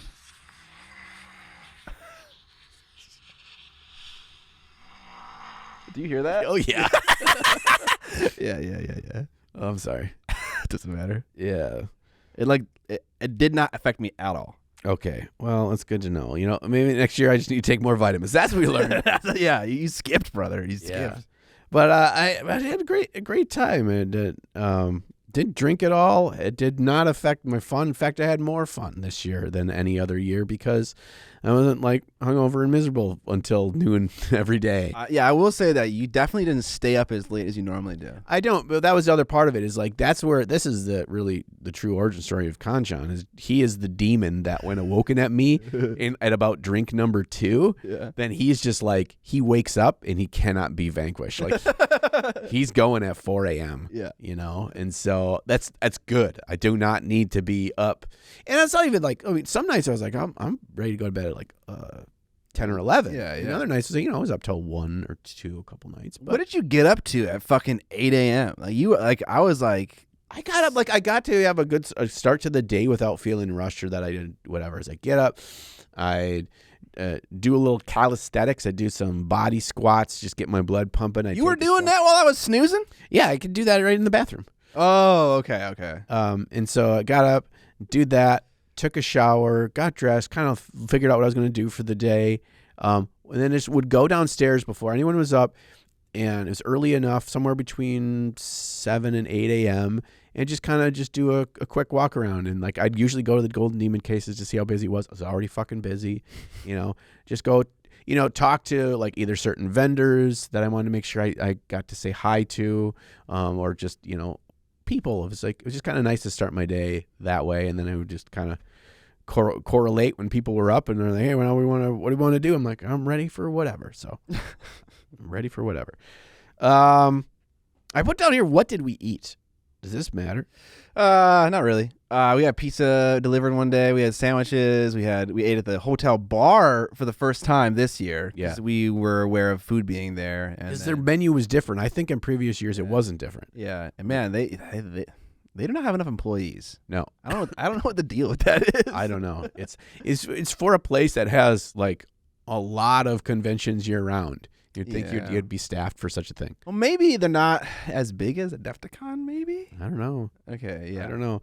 But, like, we have in the last couple of years have made it a priority to not go on long excursions to eat from the convention. Right, yeah, we had to set some rules for Jason with our steak dinner. Well, that and like even like before when we like go out to Lou Malnati's and stuff, it's like by the time we all get to the vehicle and then go over there and get a parts of delivered deep dish pizza and it gets made. Yeah, it's forever. Like we're gone for 2.5 hours. Yeah, yeah. And so this was kind of nice. So we had Vince had Mexican delivered. Oh yeah, pizza yeah. delivered. Yeah. We had a bunch of things where it's like it was when it was convenient, like, you know, we don't have to leave and do that kind of stuff. Reminds me another reason why fucking Nova is so goddamn amazing. It's like you don't have to worry about that shit. It's like, oh, there's a group of us, 4 or 5 of us. Want to go grab lunch? Fuck yeah, let's go grab lunch. You don't have to schedule. We're gonna walk within 2 blocks. There's a dozen amazing places to eat. Oh, and that's super nice. Quick service. Yeah. So you feel like you're never far from the convention. You don't have to get anything delivered. You can have an amazing meal and be back in an hour to hour and a half. That's nice. Like, so that makes me even like more not wanting to leave Adepticon because it's such a pain where it's located now to like. You gotta get an Uber because no one has a car, Yeah. or I mean, the car person is not accessible. You got to get in contact with them and text them and shit. Yeah, or even if you do have that, and it's like parking is such a fucking mess at the Adepticon hotel that it's like, yeah, we can do that, but when we get back 2.5 hours later, we're gonna be parking a mile away because your spot's taken. So it's like almost like leaving. You're just kind of hosed. Right. Yeah. Let's talk about the GW reveal show. This happened Wednesday night, so this is kind of the first big night of Adepticon. Mm-hmm. Mm-hmm. And I hadn't been. You know, I don't think I've been in 2 years. I haven't been to a reveal show in a while. Yeah. So I've been to the last number. I was to the Nova one too. I tend to go just because like there's really nothing else going on that first night. Yeah. Why not? 100%. Yeah. This was now to GW's credit, every single year, every single major event, they are tweaking their formula. It feels like they're trying to find a groove, trying to improve, trying to create this, you know, video games expo reveal show level of energy or excitement or presentation, right? And they've jumped all over the map in terms of how they're trying to do this. This time, it was an hour and 15-minute long video. There was no interaction. There was no presenter there. They had a projector screen, and we watched the fucking video that when the thing went live online was the same video y'all got to see. Yeah. It was the most painstaking, boring ass shit. We want to get pumped. We want to hear some like loud like drum battle music with some fucking panty shots with some fucking smoke and shit. It's like dun dun dun dun dun dun, and then it shows a new Terminator or whatever, and the crowd goes rah. Yeah, and that's the thing is you want to have an opportunity to fucking cheer. Yes. Where you don't feel like you're missing the content because obviously the whole thing is a video. And there's no gaps for applause, right? So as soon as you see a cool model, you want to shout and cheer. But like they're saying things that you can't hear anymore because there's no subtitles, and there's no pause. And it's like this is not a live event, dude. We're all just sitting here and like watching. It's like a movie theater, you know? Yeah. It was a shitty movie. It wasn't even a good, and not like it wasn't shitty because the video was bad. It's just like it's not a movie. You know? It was not a live event. It's like going to a Taylor Swift concert and then sitting in the stadium and then just having them play the Eras tour on a screen. Yeah, exactly. And then they had like the game developers and stuff after every quick reveal. They had the game developers talk for 10 plus minutes in this video about the interesting things in lore and reasons behind all this stuff. And that's not the home for a reveal show. That's for the videos when it's shown on Warhammer Community and it's broken down. And a reveal show, it should be high energy, show us the big shit, tell us the bullet points of why we should be excited, get us there. And then don't repeat information. The only way that show should be over an hour long is if you have a bunch of fucking awesome models to show us. Yeah, and they kind of did, but they didn't fucking show us them. They talked so long, and like those talking head sequences were 80% just dudes sitting in chair talking, and like 20% actually seeing the fucking models, and like all the shots. First of all, that room is gigantic, and there's one screen, and it's kind of hard to see. And all the shots are incredibly stylized, dark lights, backlit with like teal, and it's like you can't really see the models. I don't know what any of those models look like. So it's like, not only did we not see them like enough at all, like all the shots were very difficult to see. And I want to see the cool shots. I want to see the stylized ones, but I also want to see just a nice white illuminated image of the model. Just put it on the fucking screen and just keep it there for a minute, so I'll look at it. Right. That's exactly it. And the crazy thing is they have those shots. Those shots exist because they use them all the time on the website. Yeah. It's not like we didn't have the access to the technology to create these white background shots for you. So sorry. No, all that is. And then they do this big fucking reveal for AOS 4 at the end and show us 0 models. I mean, like, I had no expectations with that, but some people did. Would it have been normal for them to show models? Well, last year when they did the 10th edition 40K thing, they showed the fucking models. So they didn't show everything. People expected it to kind of... But there was like 2 different versions of each faction. Okay. So they showed the new Primaris Terminator. Yeah. That was big. That was huge. Yeah. And they showed the resculpt of the regular like Termagants or something. Like they showed you enough to get you excited, and that held you over. Not showing literally anything. Yeah. Here is mind scratching. I don't understand it. Like that is how you get that whole audience. You could have fucked with us for an hour and 15 minutes, but in the last 10, you show that awesome, which was a cool movie. It was a cool cinematic, yeah. Short cinematic movie for AOS 4.0, and then left us with a couple of the new models. Crowd grows wild. You've just undone all the negativity of that hour and 15 minutes. Maybe not all of it, but you undo 75% of it if we leave on that super pumped new models for AOS 4.0. But you didn't. So I have a question for you. If you would have seen the Stormcast Eternal models that you have seen now, the new Liberators, at that show, would that have been like mind-blowing? No. Maybe some Skaven. Not necessarily. Oh, yeah, it's fucking Skaven. Yeah, you show me the new, like, Rat Ogres or something. That would be sexy. But, like, the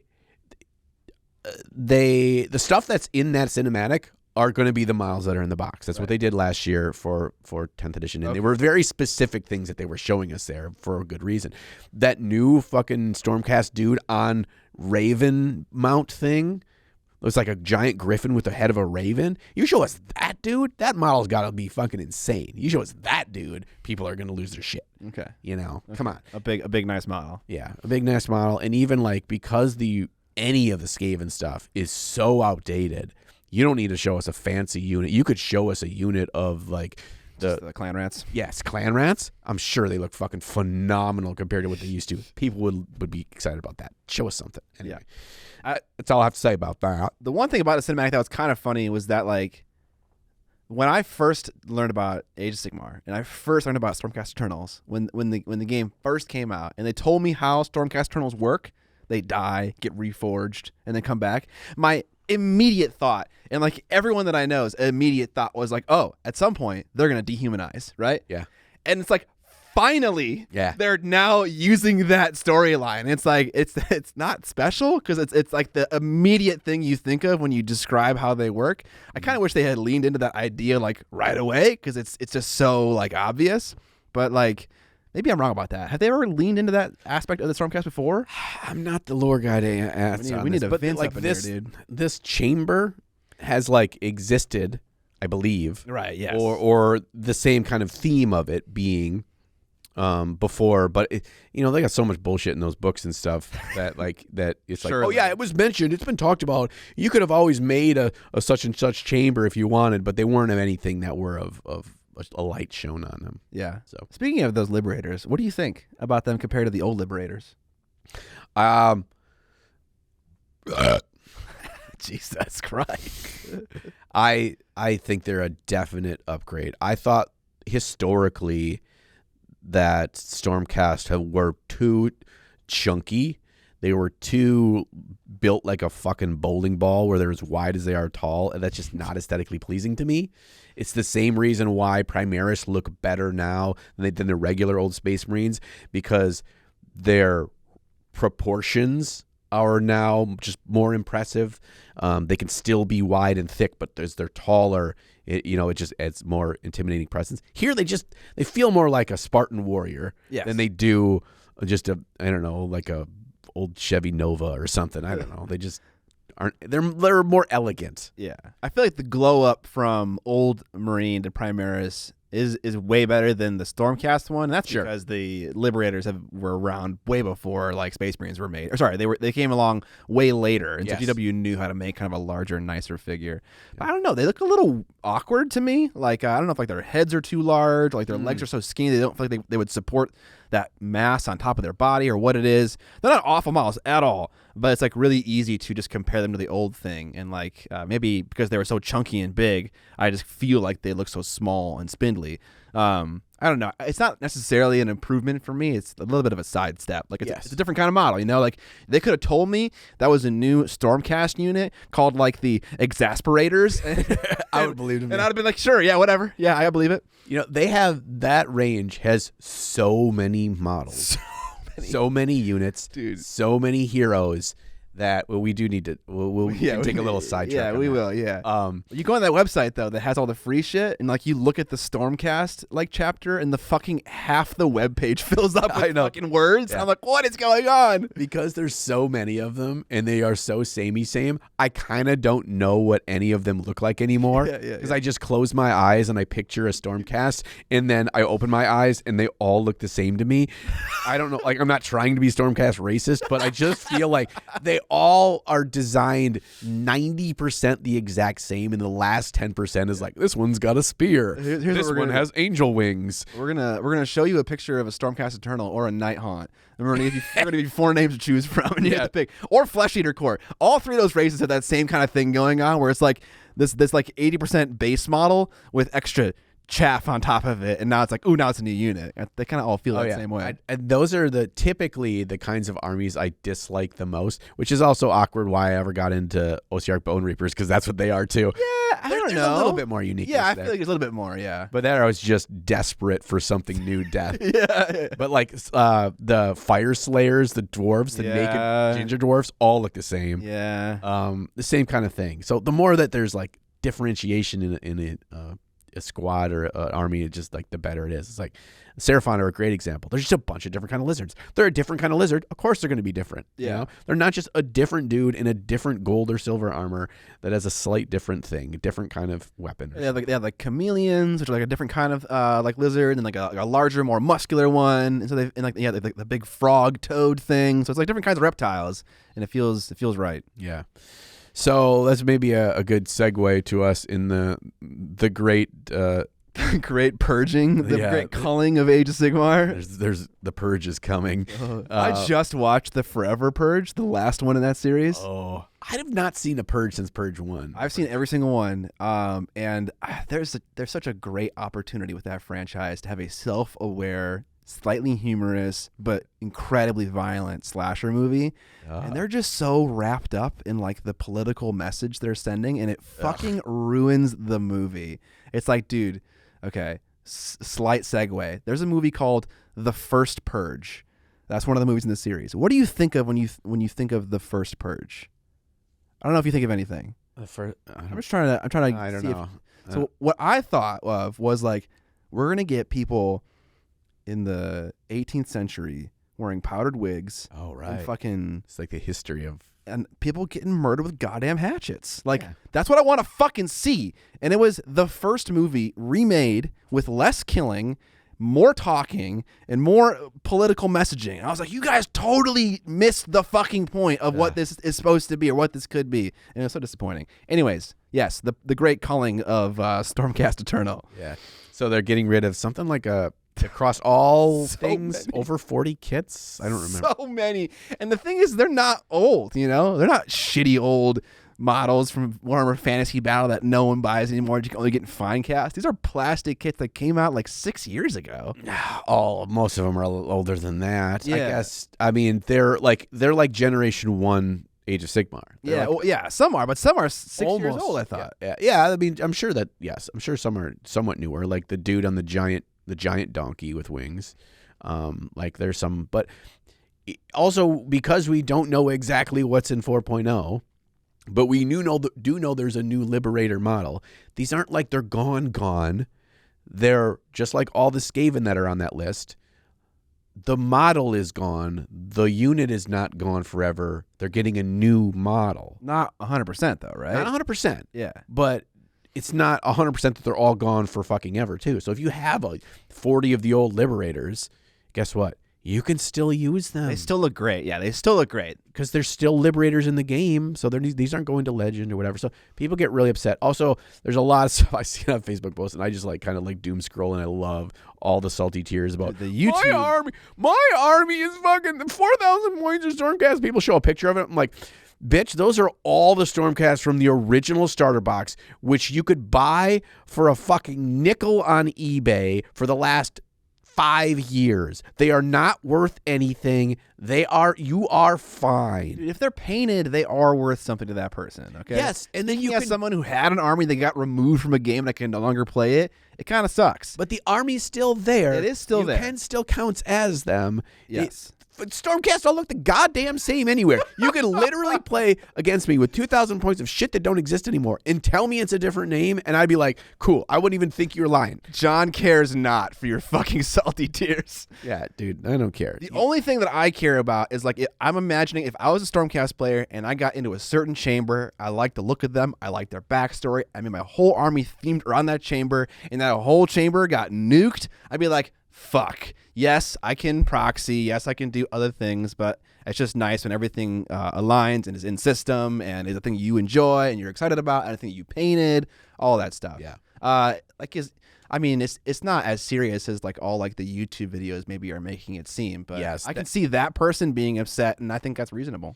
Yeah, with the social media kind of like feeding off of knee-jerk reaction stuff, right? Which then causes the knee-jerk reaction stuff to spiral and get more like dramatic, where it doesn't need to be. They're trying to create a tighter, better, more streamlined, fun, fulfilling game, and sometimes you have to cut your nose to spite your face. Yep.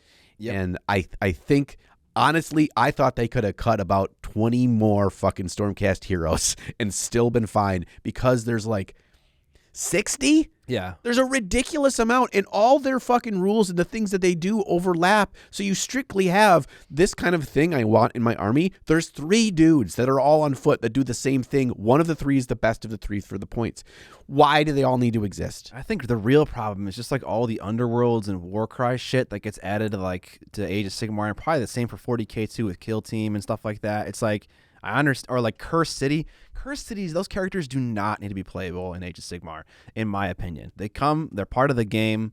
They're for that game. That's fine. Don't bloat your game. Like, don't add stuff in unnecessarily for the sake of convenience to upset the balance. And honestly, half the fucking time they put that shit in the game, it sucks ass. Yeah. It's not even good. So it just seems so needless. Yeah, Warhammer Underworlds is such a prime example of they're doing it strictly for the marketing for you to justify your purchase of buying that.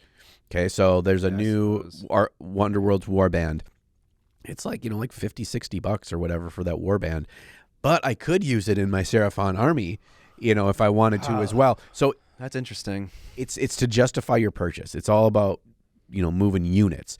And then they purposefully make them shitty, because otherwise, if they don't, that is a train on the tracks that is going to derail if you're fucking with your game's balance with these constant small warbands coming in. So I think they handled it as best they could, but you're absolutely right. They just need to not be in. Yeah, but like you kind of convinced me, honestly. GW is a business. They're here to make money, and it makes sense to do that. So I'm kind of quite curious. Comment below if you are encouraged to buy those kits because they are included in the larger games of 40k and Age of Sigmar, Kill Team, and Underworlds and Warcry. It's a totally valid reason to buy something. I'm not like saying it's like not worthwhile at all. I just had a thought about that as like a real like push. If that encourages you to buy those kits or it makes you feel better about it, let me know in the comments. I'm kind of curious. Yeah. I also think like they're great. Like again, Underworld's warbands, they're great counts as. They're great as, I want this unit of skinks to look different than the other unit. Well, I can use Underworld's warband because they're different sculpts. Or I can use this one off dude as the hero in my unit or whatever. Like, or that weird vampire Warcry unit could be your fucking Graveguard or something like that. Fuck yeah. Like, there's a lot of great opportunity for that I just think that they need to be okay with. But I think overall, I'm kind of excited by so am I, dude. By this. I like that it's a good sign for the rules of 4th edition. Yes. That they are willing to make some sacrifices that they know the community's not going to be super happy with, because that means that they're committed to the betterment of the game. And I'm excited. Like, I am excited for 4.0. I am going to play. I'm going to get back into it, and I'm really hyped. Hey. So I'm excited. Maybe we can play games sometime. Okay, well, we gotta be nice to each other though. We gotta be nice. We gotta have a fun time. Okay, fine. We'll have fun. Can't try hard. Fine. I was playing fucking Mario Party with my daughter and my nephew last night. Mario Party, bro. The fucking thinly veiled comeback mechanics that the computer puts in for Mario Party just makes me so irate. But I'm like a dad and an uncle playing with my 10-year-old nephew and my 11-year-old daughter. But they'll fucking beat you in Mario Party. They fucking beat me both times. I'm because like, at bullshit. the end of the game, it's like, here's some fucking stars for dumb fucking reasons. Yeah, and then they randomly all got the fucking steal someone else's shit thing. Yeah, and I'm fucking curb stomping the whole game. And then at the end, they had like stole all my stars. And I'm like, oh, I guess I'm just happy to be here. Yeah, Mario Party is it's a fucking rough one if you want a fair and balanced game. Yeah, so it is Age of Sigmar be better than Mario Party. Yeah. I as part of the thing is I'm just pumped for Skaven. I don't care if they're good or not. I just like, and I love the model range and stuff, and I'm just gonna play a little slimy little rat man that's just running around with all my other rats, dude. And I'm gonna tell myself I'm not building it to be broken or whatever. I'm just gonna want to play it and play the fun version of the game. Do this. Mindset. Don't look at the rules. Just buy the kits you think look cool. And then look at the rules and be like, I got to use this thing, you know? I like Giselles. I like Doom Wheels. They got to be in the list somewhere, right?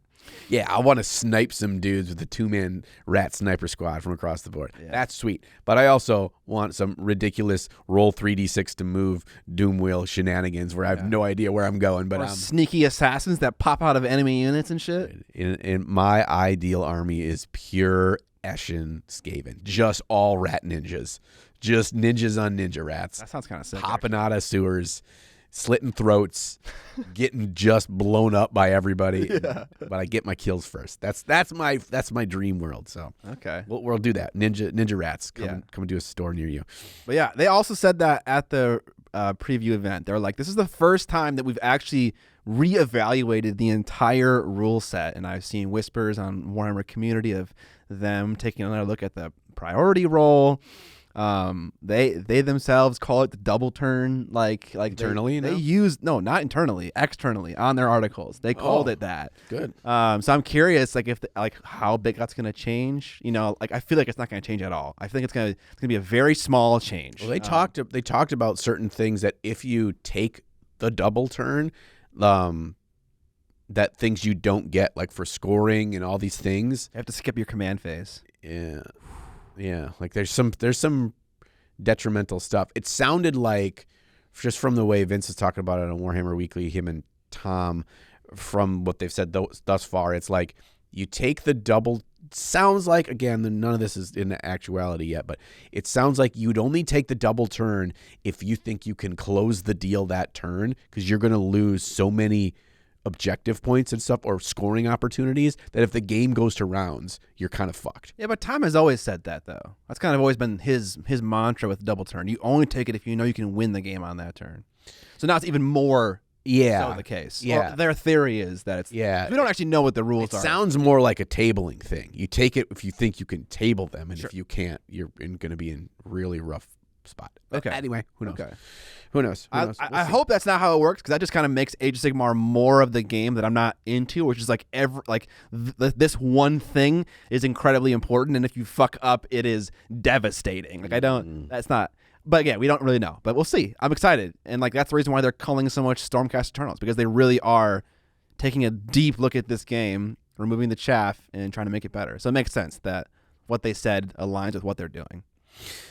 All right, let's move on to a Top Live. We didn't have a lot. We didn't take a picture. Yeah. What the fuck? I have like one picture when I came back from taking a piss that like I'm standing in the back with my phone in it, and there's nothing with you on it. I just have the whole crowd with one cell phone picture. We forgot to take a picture at the end of all of us with the full crowd. I think our biggest crowd ever. Yeah, I thought of it while we were doing the episode, but of course that just like, leaks out of my brain by the end. Yeah, 100%. Yeah, the people standing and shit, the whole room was full. It's crazy. It was awesome. Just such a great time. We had so much dude. fun. So many fun questions.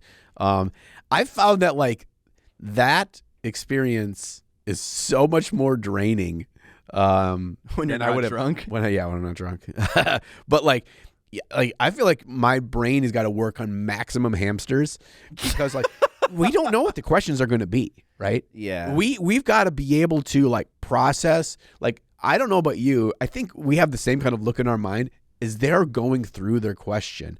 I am like formulating, critical thinking, trying to have an answer immediately before they're even done with the question. Definitely. And that's a lot of brain power. So I'm just like drained by the time we're done. But they're also great questions, fun questions. I also want them to be like an interesting answer.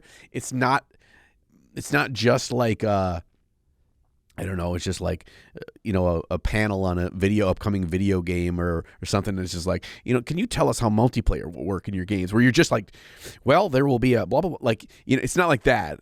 Right. You're not answering. These are not softballs. Yeah. Or like, technical based questions. Yeah. Like they're artistic questions about like how you approach the hobby, things like that. And it's you don't have an immediate answer all the time. Questions that they want us to be funny with. So I feel the pressure of saying something funny. See, that's the other thing for me. Like when we're just sitting here in this room, I'm not really thinking about maintaining conversation. It just happens naturally. Right. Yeah. But when we're there, I'm thinking about maintaining conversation and also it being humorous. Yes. and like having a joke every minute or something like that, or every 2 minutes. And so I really get in my head about that while we're doing it. And I think when you and I have discussed and probably have more thoughts on this than we've even discussed with ourselves, but I think one thing, we put a lot of pressure on ourselves for the live show. For sure, yeah. It definitely stresses me out. I get nervous for sure. It's like, we're asking time. We're asking you to come to our thing. We want you to feel like it was worth your time. Yes. You had a good experience. You went to a live show. You went to a concert. You went to stand-up comedy, whatever, like those kinds of things. There's like, I had a live experience, and I felt like it was great. That's what we really want, but we also like, we don't really know. That's not how the podcast usually works.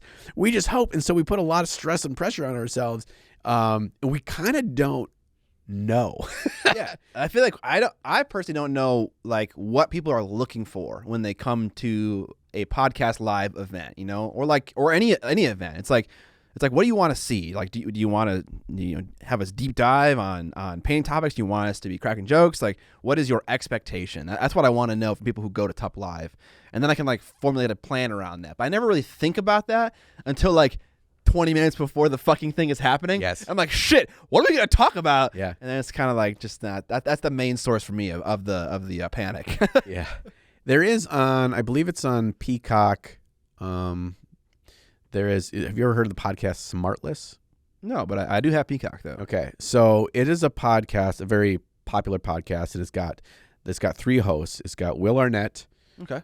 Jason Bateman. Okay. Fuck. And Sean Hayes is the third one. Sean Hayes he's from Will and Grace. You'd recognize him if you saw him. So these are all guys that have been friends for a long time, obviously, whatever. And they just give each other shit. They have every episode they have a guest, a fancy celebrity guest. But it's mostly those guys just kind of cracking jokes and shitting on each other and stuff. And it's really good.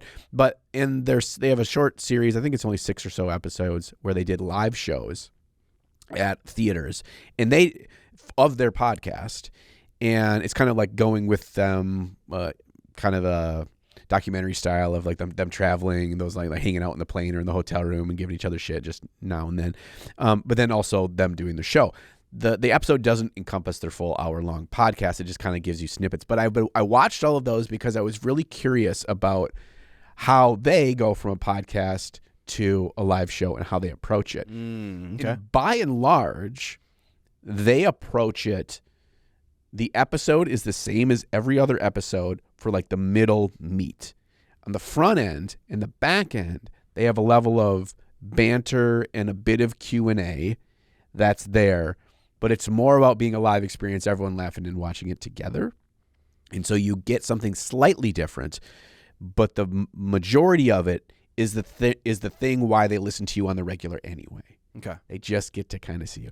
And the host will do a little bit more, playing to the crowd or being like, I don't know, what do you guys think?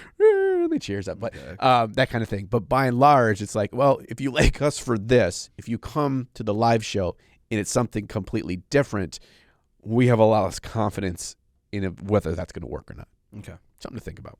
Okay. Something to think about. So yeah. Also having like a cool merch item for people who are at the event would be cool. Like whether it's a sticker or a patch or like even a t-shirt, that'd be cool to like trucker hat. Trucker hat. Yeah, a hat, a beanie, a cup, some kind of memorabilia would be cool. Like, I was at TEP 2024. That is an awesome thing. You'd have to carry merch with us. Yep. Someone would have to figure that out. Yeah, we make Ginger Jesus run the merch table. Run the merch table. Yeah, I mean that would be nice too. Is it because it's also a way to people could support the podcast and get something cool, and then we take that money and invest it back in the podcast, and they feel like it got something unique for being with us in that live show. I think that's awesome. We just need to actually do one of those things. It'd be cool if like the shirt was like all of the jokes from the previous year's podcast on a shirt. So you got like a duck right there, and yeah, I don't know, something else. something else. Yeah. Yeah, they're just like little random cartoon references. Collage. Yeah. I went to Tup Live 2024 and all I got was a shitty t-shirt. Oh, classic, yeah. That kind of stuff. Absolutely. All right. I put a little stuff down here in what games did we play and what and did we hobby at all? Yeah. I think you hobbied and I played games. I think that's what I did a little bit of hobbying at the Iron Painter booth actually. You did some painty? Yeah, I did that. I sat probably down for like an hour and a half or 2 hours and just like used their new paints on I can't remember what the model was. I think it was a Stormcast model actually. Just kind of hanging out and painting and talking to Adam. Adam was there. Kat Jackson was there. Sam was there for a while. Drew was there for a while too. Yeah. So we're just chatting and painting. Oh yeah, because Drew was telling me that Drew is Ginger Jesus. If you all don't know Ginger Jesus, if you saw him, you'd get the reference. He's another one of my friends. This was his first year at Adepticon with us. He was our fourth in our Quattro. He got around. Drew had the most stories of Adepticon. I think he had the most fun. Yeah, he did. Out of all of us. Drew's the most chill, laid back. You don't ever need to worry about him having fun. He will find his own fun, and he will be right beside you if you're having fun. He is a true soldier. Yeah. There to help us at the podcast and any other things. He was great. Yeah, he was great.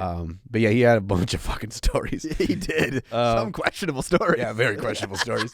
But he's such a wholesome dude that like there's. Yeah, that was so shocking. Yeah, he didn't do anything gross or illegal. We're not implying any of that. No, he just like finds himself in weird situations. Yes, yeah. Always.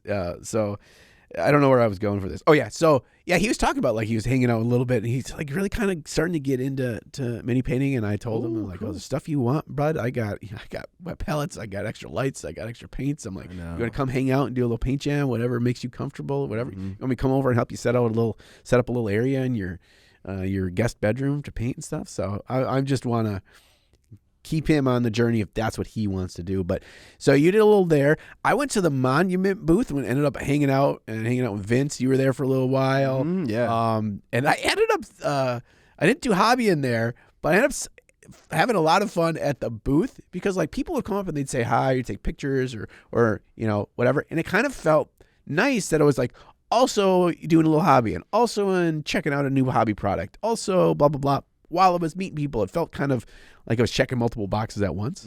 That felt good. Yeah. And then I ended up staying at that fucking Monument booth for like an hour and a half selling paints. Yeah. I was just working the fucking cash register. Those sons of bitches, like, they coerced me into becoming a salesman. I never see a fucking nickel of that money that they sold. But the problem was we had all of our custom sets from, Vince has his custom set. I have my custom set, my signature series. You get paid for those sales? I get royalties for when they sell one of my sets. Yeah. Vince and I have this kind of like fun back and forth of who sells more sets, whose paint set is better. This fun little rivalry. And then when he showed up there, Vince's set, and they have it in their big shelves in the back, and you just see visually how many people had sold more sets. At that point, Vince had sold like 5 more sets over the convention than me, and I was like, this shall not stand. So I fucking worked for an hour and a half, and by the time I had left, I had sold like 30 some more sets than him because I just made everyone buy one. And I'm not actually joking. I stood with a stack, and every time a person came up and bought something, I hard sold them. I was upselling everything. It's like, you need this. This is why you need this. Tell me about what you're painting. Tell me about your army. Tell me about your next project. Let me show you why this paint is perfect for that. That's how you get in. Them. I would sell them. And I don't feel bad about that. And if people said, I don't know, or if they already owned it or whatever, I was like, oh, this is all for jokes. I'm not taking this seriously. But I did need to push some fucking units out the door. Units. But it's just about having fun and chatting with people. And also it was like, I got to talk to people that were like, oh, glad I got to see you while they're standing in line or while they're checking out and stuff. So I felt like, oh, I'm being real efficient with the time here. Yeah. Getting a lot done. That was fun. I did a speed paint. There was a speed paint competition for Relic Blade, 1 hour speed paint. I messed with the new Big Child Adam paints for that. So that was my first kind of like go round with them. I had a lot of fun with that. God, an hour goes by so fast when they have the fucking clock going. Yeah. I imagine, you're in the shit for like. There's no lighting. Yeah. Yeah. I had sexy gogs on the whole time, which did help me. I saw the pic. I was like, there he is, dude. So focused with those gogs on. Yeah, I saw. Well, when the lighting is shit, you need any help you can get to try to define where is an edge or where is you want to draw the line. Is there a light on that thing that you can turn on? I think there is, but I don't have batteries in it. Okay. That would have been smart. Yeah, I learned some lessons. I mean, you won anyway, so. I did win first place. But that was like, it was most about like just a bunch of the guys and gals around me just kind of like talking shit or like commiserating together, just like laughing and having fun. And I was like, it wasn't about winning. It was about like, can I get the thing physically all painted in time? But yeah, I had a blast. And so yeah, I would totally do something like that again. That's the kind of hobbying at a convention I really want to do because it's like low impact. It's like there's this little pocket of time where I know I'm doing a thing. I know it's finite start and end. Try to crank out something crazy quick. And, then when I'm done with it, I'm like, oh, I did that. That was fun and whatever. And be done with it. That's cool. Gaming, bro. I won't talk about all the experiences. I'll talk about the one that I think I enjoyed Cursebreaker the most out of all the games I demoed. Cursebreaker. That was also a full game of Cursebreaker that we played. Oh, really? So it's in the Relic Blade universe, a game by Sean Sutter. Both games, Relic Blade and Cursebreaker, are by Sean. And you play as a single wizard and also a henchman. And you pick 2 to 3 lores of wizardry to put together, and those are your spell books. And so I picked Water and Death. And I was playing against Atsu, actually, one of my patrons. I am the drowned wizard. I know, it seemed kind of sick, actually. Death by water. And every single lore has 6 spells in it, because there are 6 sides on a die, a d6. And every single spell book's 1 and 6 are the same. 1 is like a bad thing, and 6 is like an overpower. So an overpower allows you to combine that 6 with another die to soup up the ability. Every single ability has like an upgraded form that you can use if you have a 6. But it's kind of like Destiny dice, in that you roll all your dice at the beginning of the game, and then the values you have are the spells you can cast. So it's not like Warcry in the sense where it's like, oh, I have a triple, I'm going to use my triple on this ability. It's like, no, I have a 5. A 5 is like, Dead Man's Chest. I'm going to pick that spell and use that spell. Sure. The way the game works is you're breaking curses. And so there are, as the name suggests, there are like torches in this particular scenario you played where you're trying to go and extinguish the evil magic from that torch and consume it for your own power. And so when you got the torch, you got more d6 to roll to then get more spells off. Oh, actually, I forgot. When you roll a 1, it isn't a negative thing. It's like a siphon magic ability. And so you can actually take one of your opponent's die and add to your spell pool. Oh, rip. And so you're trying to get more dice for the next round, because the more dice you have, the more spells you can cast. Oh, okay. Or like the more powerful spells you can cast and stuff like that, more options. So that was cool. Fucking crushed Atsu, get wrecked, nerd. But that game was really good. That was fun. I liked it a lot. Oh. That does sound fun. I didn't realize. I knew the basic premise of the new Curse Breaker. I really like regular Relic Blades, which I'm pushing for. But I was good to hear that you had a good experience with that. Yeah. We played some Magic, bro.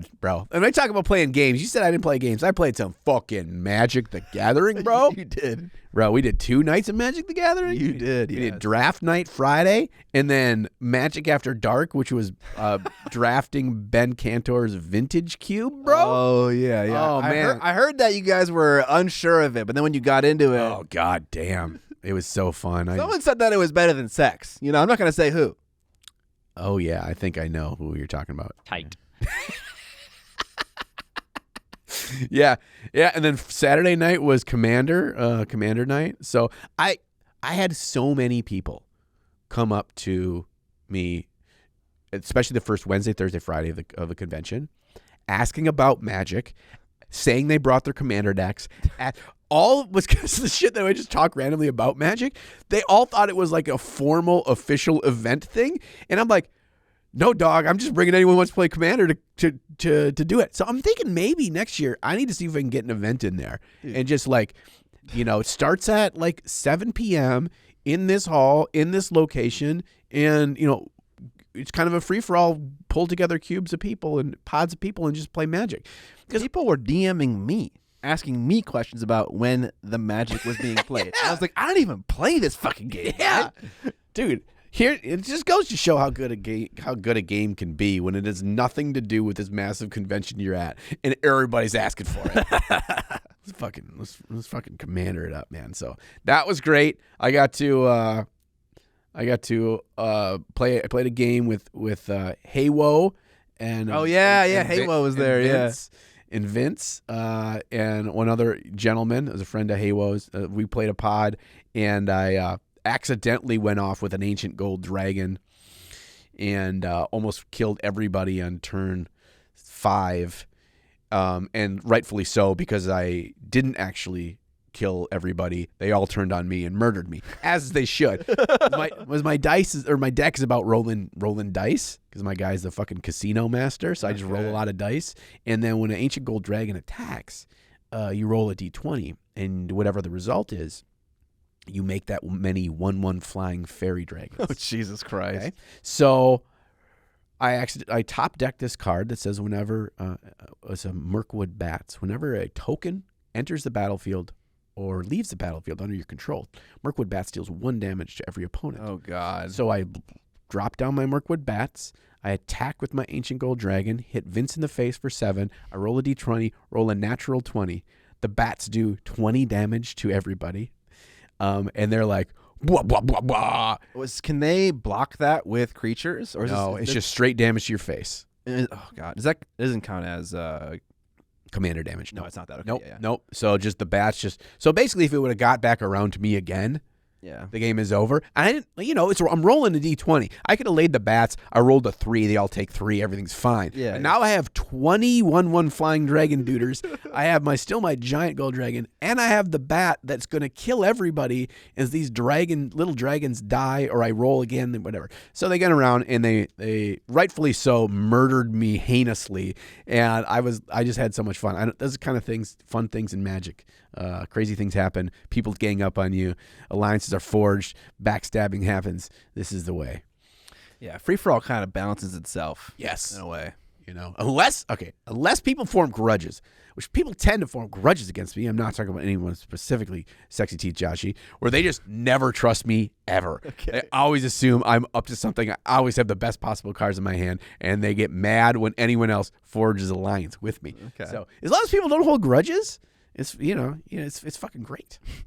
In Scott's office building here, right across the hallway. So as soon as you open his door, there's a hallway, and right across there's another door, and it's like a law office. Yeah, something like that. Yeah, something like that. And part of me, because as I was coming in after taking a pee, there was a lady like opening the door, and she was like coming in, but the door was ajar. I really wanted to like open the door to Scott's studio and just hear the loud blaring of Creed. The fucking lawyers across the point, they're like, what the hell's going on? I mean, those guys definitely could hear the music we were playing earlier. Oh, yeah. Yeah, 100%. Oh yeah, it's like they were banging their heads with it right along. It's like, they were like, "Can you take me higher?" Dude, dude. Friday vibes, a little Creed, dude. Come on. Court is in session. Hey, what is that? Verdict is in. Is that another Creed song? Yeah, oh yeah. I've never heard that one. We're gonna fucking listen to that one after the episode, baby. I just don't have a car, so can you drive me to wherever we eat? Yeah. We can blare some Creed in the old Batmobile. Dodge Ram. All right, Golden Demon. The first time that we've talked as a podcast duo since Golden Demon, I brought my little boy with me with all his chipped paint around his base. Yeah, dude. I saw a tarot model maker. Yeah, it fucking absolutely flamed the plinth of Golden Demons and like sand it and repaint it. There's a bunch of fucking action here and like orange peel and stuff. I don't know what's going on there. Dude, they did not get their Chaos Black primer to temperature consistently before they applied it over these resin plinths.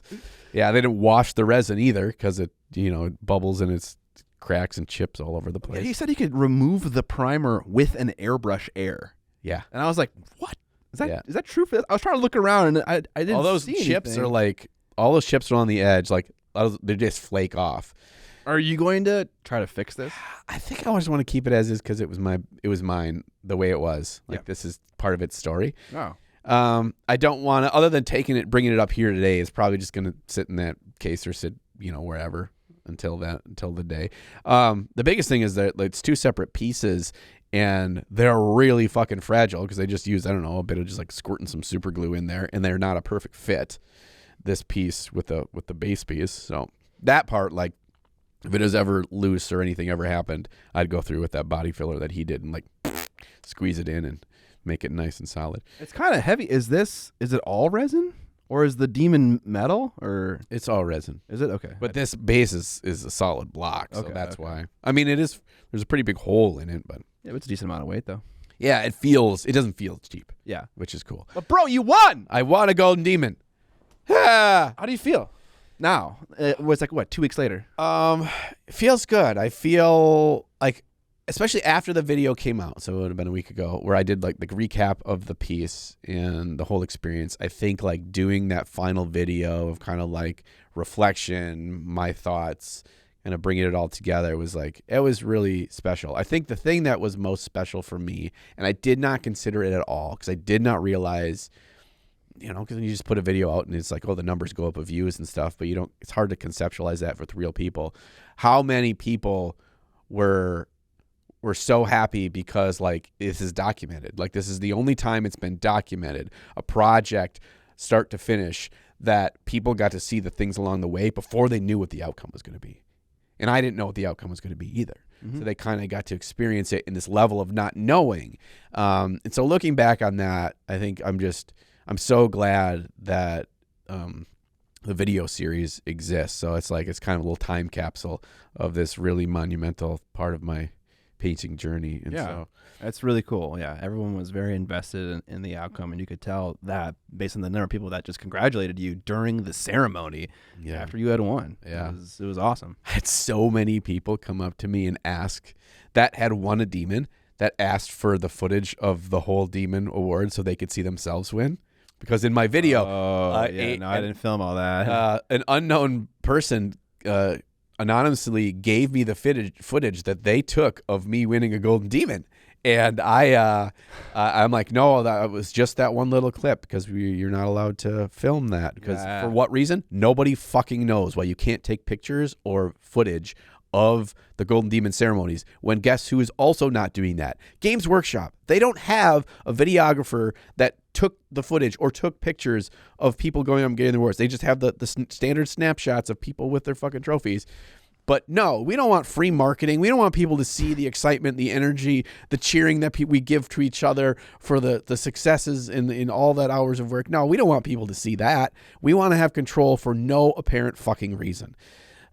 This is not control for control's sake. Control for control's sake. And this has nothing to do with them as an organization. It is dealt with certain people that get to make that call and they just want the power. And that's fucking sad because people that have spent hundreds of hours of their life and they got their first golden demon or their first golden demon or even standing up there for commended to find out if they were going to win or not. And that doesn't get to exist in any permanent value other than their own memory. And that sucks just because someone wants the power. And I think that's greatly disrespectful for all the hours of work that people do. It was very special to me because there was a lot of cheering after my name was called, but like I heard my name and I don't remember. I don't remember the sounds. I don't remember the cheering. I don't remember who I was supposed to shake hands with. I don't remember whatever. And it was nice to like see my face. I was like, I didn't realize even if I was smiling or what was happening. It was just so surreal. And people are asking like, oh, are you kind of, are you happy with the bronze? Do you feel like you deserve better? Are you going next year for a silver or whatever? And I'm like, well, I don't want to fucking talk about that. I was happy that they called my name first, so I didn't have to sit there and sweat to know if I wasn't going to win one. Yeah. The first name called, I got one. I was just so happy. It is such a coin flip with the high level of competition at that. It's like Richard Gray was in my category with his vampires, and they were fucking phenomenal, and he didn't win a golden demon. That could have been me. That could have been anybody. It's just you don't know in the day of the judges what is their unconscious bias? What are the things that they value over other things and all that kind of stuff. And it was just like, just ecstatic. Doesn't matter what color it is to me. I was just so happy. Yeah. Like when you don't hear your name for bronze, your stress level heightens, but also the amount of elation you would feel if you won increases at the same time. And so like they're kind of like racing up to meet each other, and then you get to like the gold, and you're like, "Fuck! Like I'm definitely not winning because I'm not that good." But it's like this really weird thing where you're waiting for your name to be heard, and then if it never comes, you feel oh mega sad. But if you're up there, I mean. That's kind of a new thing. I kind of like that. Know. Yeah, so this was the first year that all the commendeds, which typically was 5 or 6 in a category, other than some categories that are a little bit lacking, where everyone had to go stand up in front of everyone. Yeah. So if you didn't win a demon and you're standing up there. Feels bad, yeah. But I, as somebody, and I have 2 kind of connections to this. As someone, for the last 2 years, I was up for a demon and commended 2 years in a row and did not win one. As someone who went through that experience on the other side, I would have rather it been the way it was this year and the heartbreak being up there, because I felt like for the last 2 years that I was no different than anybody else that didn't win a demon, because there was no connection. There was no picture of me with the winners. There was no me standing shoulder to shoulder that we were all so close to it. I wanted to have that feeling of just like I had gotten really close. Yeah. And I didn't get there. Also relating that feeling of the last 2 years of being up for a demon, sitting in that crowd, seeing the bronze shown, seeing the silver shown. And then I was like, I mean, I did not know where I was going to fall. And then I'm just like, oh no. And then just nothing for when the gold obviously wasn't me in those last 2 years. So here it was just like, oh God, I don't have to go through that sweat again. I just get to do it. And then I told myself, I told my patrons, I told anyone who listened to, like, I am not thinking about, I'm not worried about, I'm not planning for a golden demon after this year. If I get a golden demon, I'm not worrying about golden demon. That doesn't mean I'm not entering golden demon. I was just like, not at all. And fucking on the drive home from Adepticon, my brain's already thinking about it. And in a very positive way. In Nada, I'm chasing the trophies way. In the creative, what kind of cool piece, what kind of category, what kind of models are exciting or whatever. And I think that's healthy. I think that's fun. And we've talked about that in our group chat, and you've talked a bit about stuff. It's you're not to a level of commitment to anything, but just like that fun, creative idea process. Yeah, you start throwing things around. Yeah, that's the foundation of that. And if you get that and something drives you enough, or you just like, you find it enough to pursue into the initial concept stage, then that's when you know, do I feel like I got enough booster jets in me to make it go get through this thing. Yeah, go for this. So yeah, I think one thing that I had an idea for a thing, and but the problem is I don't know if you do this. Whenever I think of a cool idea, very often it involves things I've never done before. so like in the one idea that I've spoken about maybe a little bit, I don't know how detailed I've spoken about this diorama, but it involves hard cast shadows and also a little bit of OSL work. And I can fuck with OSL a little bit, but not like at a competitive level, and certainly not hard cast shadows at a competitive level. So it's like, do I actually pursue this idea that I'm very excited about? If I do I do test models? How many do I do? At what point do I feel like, yes, I understand this concept enough to be comfortable doing it on a Golden Demon entry? So that's my problem. I get all these really cool ideas, and it's like, I actually don't know how to do this with my current skill set. Do you ever feel that way?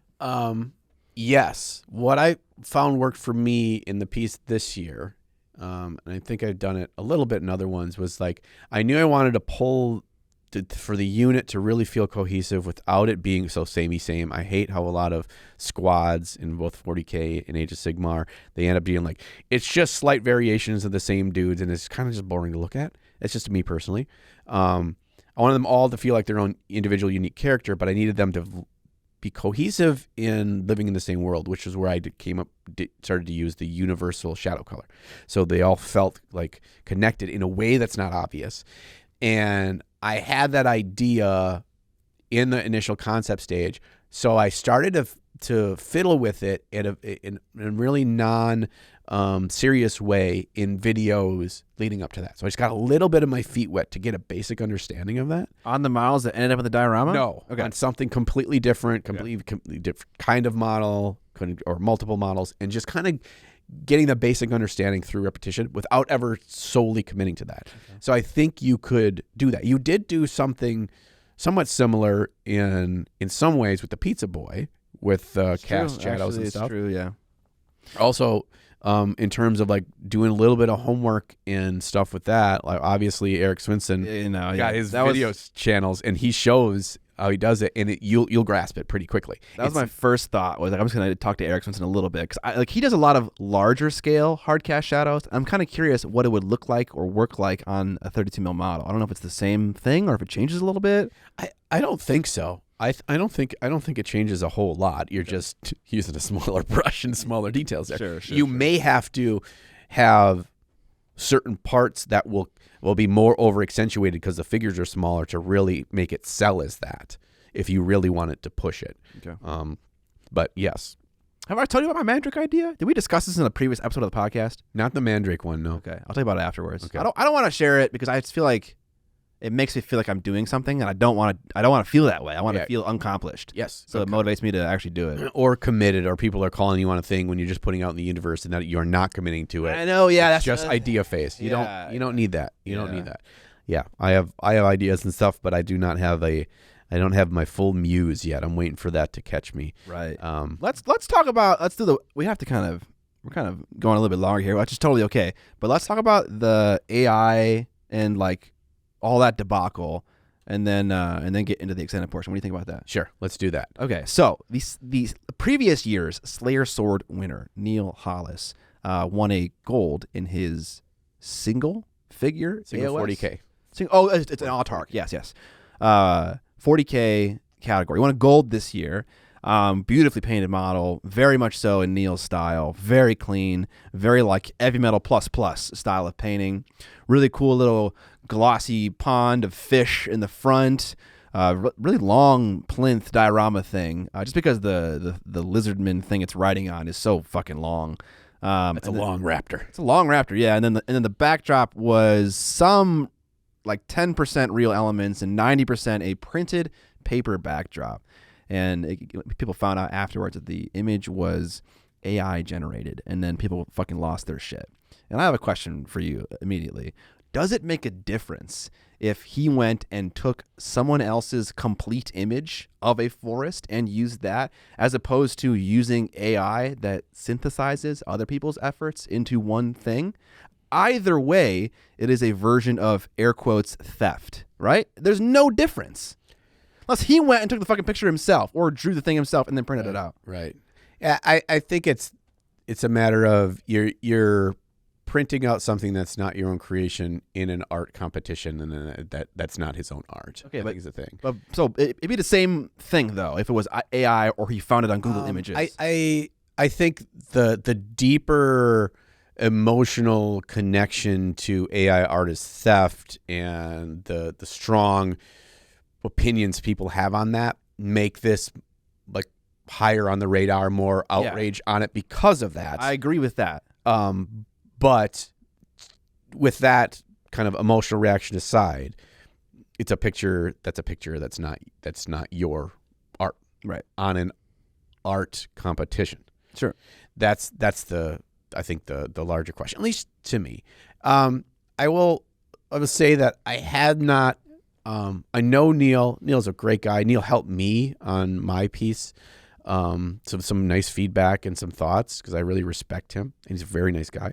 I have not talked to him about the specific thing. I will say that he was not hiding the fact. I had heard that it was him that was the one that was telling people that it was yeah. He wasn't trying to get away with something. And I also don't know if he has like a certain stance, a certain feeling why he chose to do this, if he was making some kind of deeper message or statement in this. I don't know that, and he very well could. Ideally, I don't think so. Ideally, he makes his own stance, or he just is like, it is what it is. In my mind, it's fine. It's well within the rules. Obviously, he won a gold. It's not like his piece was disqualified. If that's a catalyst for change for Games Workshop to say this isn't okay, then maybe it stinks in the moment for people that are really upset with it. Maybe it's a good catalyst for change for them revamping their rules. I don't know.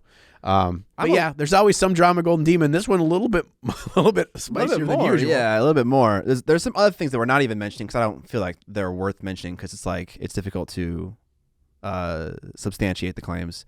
But I don't know. I really have an appreciation for model kit painters, and model kit painters will do things all the time. Well, they'll say make a building, and then they'll take a picture of a printed interior of the building and tape it to the inside of a window. Mm-hmm. So that when you look through the window, you see the inside of a building. And there's so many things like that in that hobby that I've maybe just gotten used to seeing it. And so when I saw that immediately, my first thought wasn't that is ridiculous. She should have painted it because it's an art show. I was like, okay, the thing that we're looking at and focusing on is the model, and this is an accessory to the model. It's not that big of a deal. The everything in the 3 dimensions, he painted, yeah. Yes, which is what is important in a miniatures competition because it's about the 3-dimensional object. Yeah. It was an accessory to enhance the story, not the focus of. I get that side. I'm not saying that I'm trying to support what he did. Yes. I'm not saying that I liked it more than if he had painted it. I would have liked it more if he had painted it. But when I immediately saw it, I wasn't super offended by its inclusion in the diorama. Yeah. He handed it to me also after the show, so I got to hold it in my hands and look at it outside of the case, and fucking model was really nice. Gorgeous. Yeah. I mean, if it was me, or if he was came to me with this before entering it, and he's he would have said something for sure. I would have. My immediate response would have been, take that, exactly what you had, and then replicate it by hand, because it was also out of focus, so it didn't require a lot of precision. And I think that was part of what he was trying to achieve, is it is in the background, it is this stream that's flowing through this jungle kind of landscape, and it's you can abstract paint that and kind of copy it, and because it's AI anyway, AI already stole it, so who cares? I also want to talk about, I want to defend Neil a little bit more in that he made a post on his Instagram story that seemed to be, not taking the L, kind of defending what he did. But I saw that post and I was so confused by what it was trying to say or what he was trying to say. It made zero sense to me. Did you understand? You know what I'm talking about? Yeah, he was. So that someone was, it was in response to someone being upset about him using AI art and their whatever, and so he had just it's a screenshot of him typing in an AI bot type a response to this comment against him. Yes, but there was no response. Right. It was just more of the statement of him kind of doubling down is the way I looked at it. Okay. Him doubling down on it. And Well, whether he meant to or not, obviously that is going to stoke the flame even more. For sure. But I just didn't understand where the punchline came in, because I guess the punchline is just him doing it in the first place. It's not doubling down, going back to AI, to their argument against AI was that. Yeah, so. Honestly, I feel for Neil, because you probably understand this as well, to unexpectedly and immediately come under the like harsh criticism of a large number of people on the internet. Like, that's not a thing that anyone is equipped to deal with, right? So you're going to do things that are emotional, that are irrational, that maybe aren't like tasteful, like that kind of stuff. And that's because that is not a nice situation to be in. So I wouldn't really like judge Neil like at all based on the actions he's taking after this experience, because to go from like, I want a gold and golden demon, to everyone on the internet fucking hates me and is shitting on me, I can't imagine that that crush. That would be, I would say dumb things too. You're not really mentally and emotionally prepared for that. Yeah, like like I imagine like obviously I experienced thing at Games Workshop. People give me shit for that, and you had that whole maybe Temu thing, right? It's like it's so unexpected, and it's just like it's hard to deal with. Yeah, yep. Sometimes it's hard to see other perspectives when you're so busy and working so hard on a thing. Yeah. Some of those details kind of just get in your blind spots, or you weren't aware of them in the first place.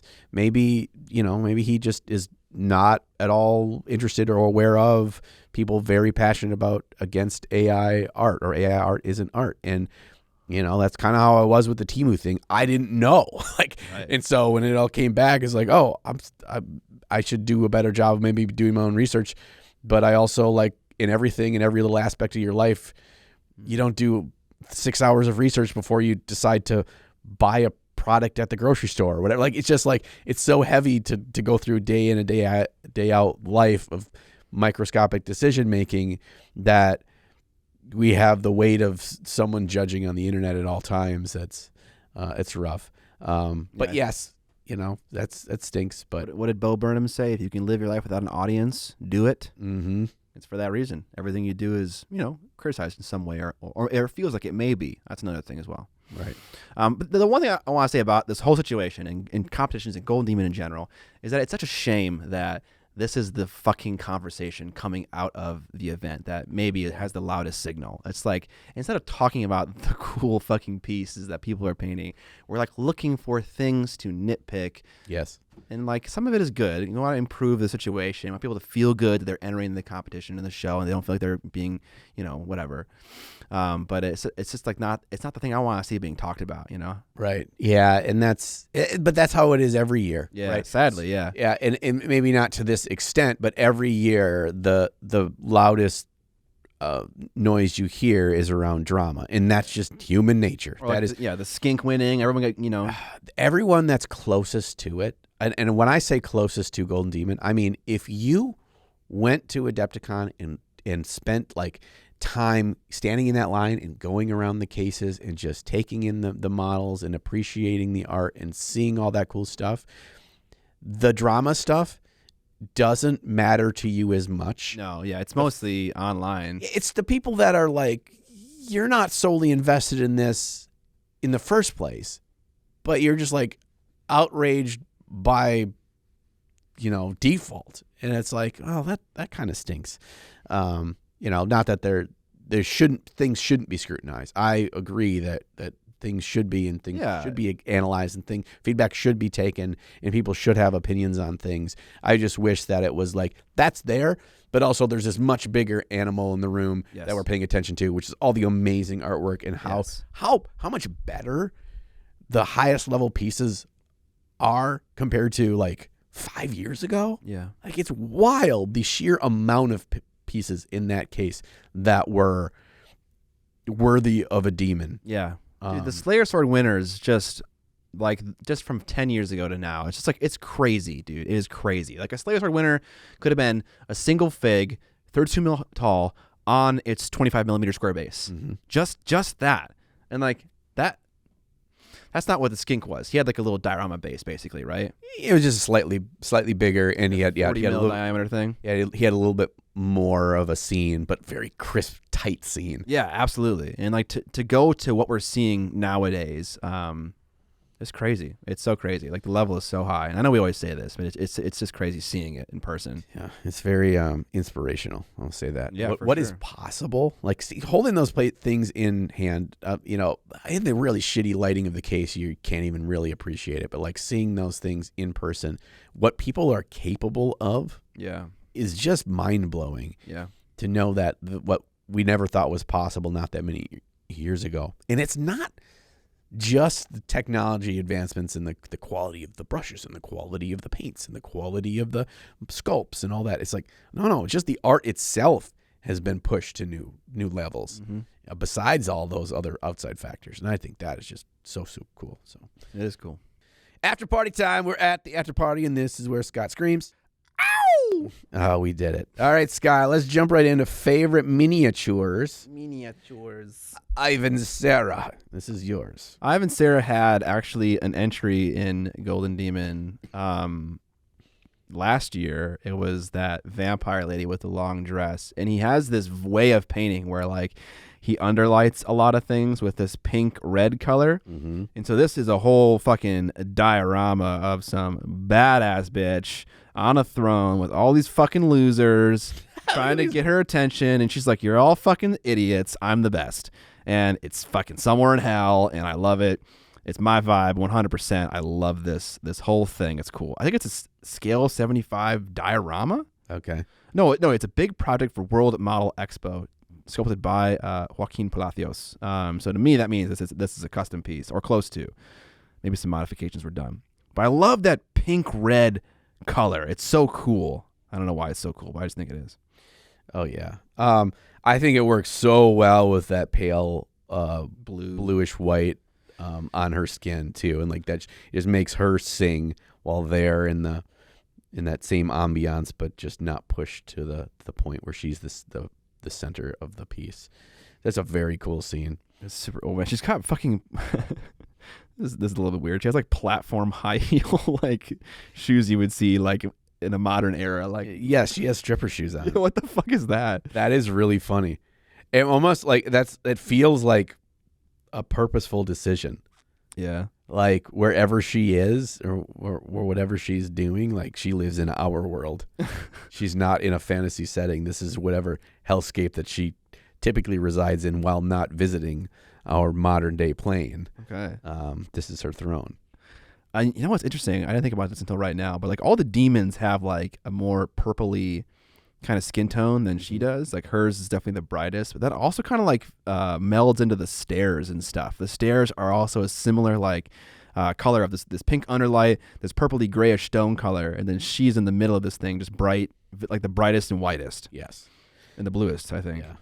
I think the skin color of those little gobloid demons is a little too close to the color of the stones. Yeah. They meld a little bit, but maybe that's also on purpose, that you're trying to That's what I'm saying. Yeah. Yeah, you're trying to make them a part of the scene, not individual characters, which is maybe a smart approach there. But do you remember this piece? Oh yeah. Yeah, so that's the same dude. What a fun scene. Yeah. That one was. Crooked little staircase in a crooked little town. Indeed. Okay, that was good choice. What you got? I got one from the Chinese wonder boy himself, ghzworkshop. There's another, actually kind of a not dissimilar scene to the one we just showed you. Oh, hey, Kingdom Death. This is a king. This dude does everything he does is just so amazing. Yeah. The understanding of color and light and composition in his pieces is so damn strong. This big like skeleton demon hovering behind this chick with long hair. It's just really different, you know? Like all these like ribbons and like I feel like you wouldn't see that from like a person in Europe or America, which is why it's so cool to see other painters from different continents approach the hobby, because they just do things that you wouldn't do, and so then it expands your ideas of what miniature painting can be. Right. Also, that fucking thigh, dude, that thigh blend. Whoo! Yeah. That's what you want with an airbrush. You want to see that shadow from the angle that matters, right in front. Yep. Love it. Yeah. It's really interesting, because it like reminds me of something that Erik Swinson said on one of the videos that I was watching, and he's in response to a question, and he's like, I always paint from the golden angle. I will always paint with the light coming from the most impactful golden angle, and then build the piece around that. And this is such a good example of that, of the direction of the light, having her pose where you get that highest highlight and you see that transition over that thigh, right side of her face, getting to see all the stomach definition and everything. And then everything is then built around that. How everything is posed and all that kind of stuff is built around that golden angle, and it's so smart. I like it a lot. Oh, so yeah, you got to make that decision from like before you ever put your paint brush on the figure, kind of thing. It's just challenging to paint that way sometimes because, like, if it gets really complex, the more things you're adding in. Well, yeah, but like imagine painting this character like this, and then turning the model 90 degrees, and so you can see that side of that thigh. What do you do with the side of the thigh? Do you just keep it all dark, or do you add in another little bounce light on the bottom? Like, to me, that's such a large surface area that it needs to get broken up. It can't just all be shadow on the side and the back of her, you know? So something probably else is going on. Yeah. Well, her hair covers the entirety of her back, so maybe you don't need to do anything like that. Maybe it's a case-by-case thing. Yeah. These are all trying questions for our trying times. Yeah. Anyway, this stuff is so cool. You just go through every single piece he's done, and I was like, Jesus Christ. It is cool. This is ridiculous. And he paints quite a lot of stuff, too. Like all to this dumb high level. But like you saying other manufacturers and stuff? Yeah, other manufacturers, just other pieces. Like his little little scene for the space dwarves. You seen that one? No, I haven't. It's just well composed, the right amount of interest around the base. The models just feel like they mold together, like they're spooning. It's just, yeah, it's just really smart stuff. I'm trying to find it so I can look at it. Oh, he painted this Harley Quinn. Okay, nice. Yeah, definitely seen that before. So yeah, ghzworkshop. Follow him on Instagram if you haven't. He's just banana hammocks. Yeah, he does a lot of Kingdom Death stuff because he's so good at that skin, that really soft, subtle skin change that can still go really bright. Yeah. So anyway, on to some feedback for Mr. Oscar Nermi. Nermi. So I don't know what this. Oh, okay, this is a model from the Nolgers Marvelous Miniatures line, I think. Yeah, these are like D&D plastic models. It's also a big model. Storm Giant. Why he leaning, bro? That bothers me. It's nothing on your paint job. He got that gangster lean, or he's just leaning back. You do. I feel like you definitely could maybe heat that up and straighten that guy out a little bit. I think it's a different experience. Maybe it's just this is a really bad angle for it too, but I feel like he leaning too much. Yeah. We got a lot of OSL going on. We got a lot of NMM going on. I tip my hat to thee for putting in some hours in messing with these things. Yeah. Any initial, just first thoughts? Yeah, I do. So let's talk about OSL, because this model is holding a lightning bolt. You said it was a Storm Giant. Storm Giant. It's holding a green lightning bolt, almost like Zeus would be holding a lightning bolt. And it's off to his left side. And so he has painted the left side of the model in largely a green OSL light. What I would like to see is there are certain areas where this lightning arcs closer to the model, and then other areas where it's further away. But the light is identical across the entire model. It is all a similar shade of green. Like I imagine him just airbrushing the side of the model green. Yes. And I think the approach here maybe would be that, you know, when it's closer to the model, it's brighter and more intense. When it's further away, it's a little bit less. I think it wraps around the model a little bit too much. I think, especially on that back side of that bolt, you can see it going behind him, and it's like wrapping on at least half his face, at least 60% of his beard. And it's like, would it really go that far? And if it would go that far, then his entire arm, which is super close to it, would be just doused in green light. You know? Yeah. You got when you're doing OSL, an important thing to think about is the inverse square law, because the light falls off an order of magnitude per linear foot. And what that means is in a foot or in a standard unit of measurement, you lose half of the power of your light. And in one more, that same unit, so 1 foot lost half. 1 foot, you're at 1/4 light. Another foot, you're at 1/8 light. So it's going down exponentially, and so it's important to try to get that vibe with OSL to really sell the idea. Yes, I'm guessing that he learned a lot from this. For sure, yeah. In a real basic level, yes, it looks like he just airbrushed that side of him green. Basics of next steps is you actually highlight all of those surfaces that would catch the light from the green from that angle first. You don't even add the green at all, but because the light's coming from that direction, well, that will change where the highlight's coming from, and then how bright it is will be based on what you just talked about, how close they are to that green. And then you can go through and spray it down like you did, and then it will look more accurate because the angles of these highlights will then line up with the lightning bolt itself. It looks like you painted the model normal and then sprayed it afterwards. So that's the next step. You can tell that you're getting the hang of NMM. And it was looking pretty good. Yep. It's too planned out. It's too planned out. There's no chaos to it. All of these highlights are perfectly the same size, and they go back and forth and back and forth. And light does a bunch of weird jumping and reflections, and not all are the same size and not at same intervals. And so I think the technical execution, you've got it. There now you just have to add chaos to it, for lack of a better term. Chaos in where the light goes through. Also, that inside highlight, I kind of like it. That little bend right there. There actually is like a slightly not as bright highlight in that bend. Yeah. I would like a little bit of that green in that, because that's facing the direction of that lightning bolt. Yeah. And yes, maybe with the exact turning of the angle of the model, that wouldn't hit much of it. Do you know where it would hit for sure though? On that edge. Yes.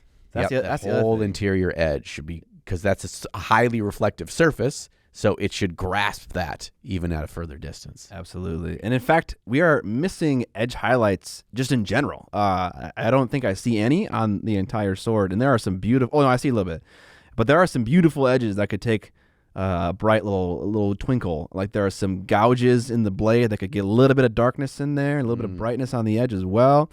And that helps to give the whole overall feel of the thing a little bit more chaos, a little bit more randomness. And I'm not saying you should have a white edge highlight down the whole middle of the sword and both sides. It needs to change how your highlights change. So it's darker in the shadows, brighter in the highlights, et cetera, et cetera. But that would help to give it a little bit more wing, shing. I think this is a really good practice piece. That's something that's going to look great on your gaming table too. Oh, for sure. I think this is going to be fun. I think you learned a lot. I think I can understand from painting these kinds of D&D models that they're not super fun to do edge highlights with, because they're all rounded and not super defined, and it can make it more difficult. But then you have to use your paintbrush as a tool of creating your own edges and lines, and that is sculpting with paint, which is difficult. Yeah. Also, just doing OSL and NMM in the same model is difficult.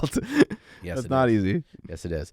But great work. Thanks for sharing. Big ass model too. That dude is like 6'8" inches tall. It's fucking tall. So that was no quick 3-hour paint job. That's for sure. So well done, Oscar. Well done, Oscar.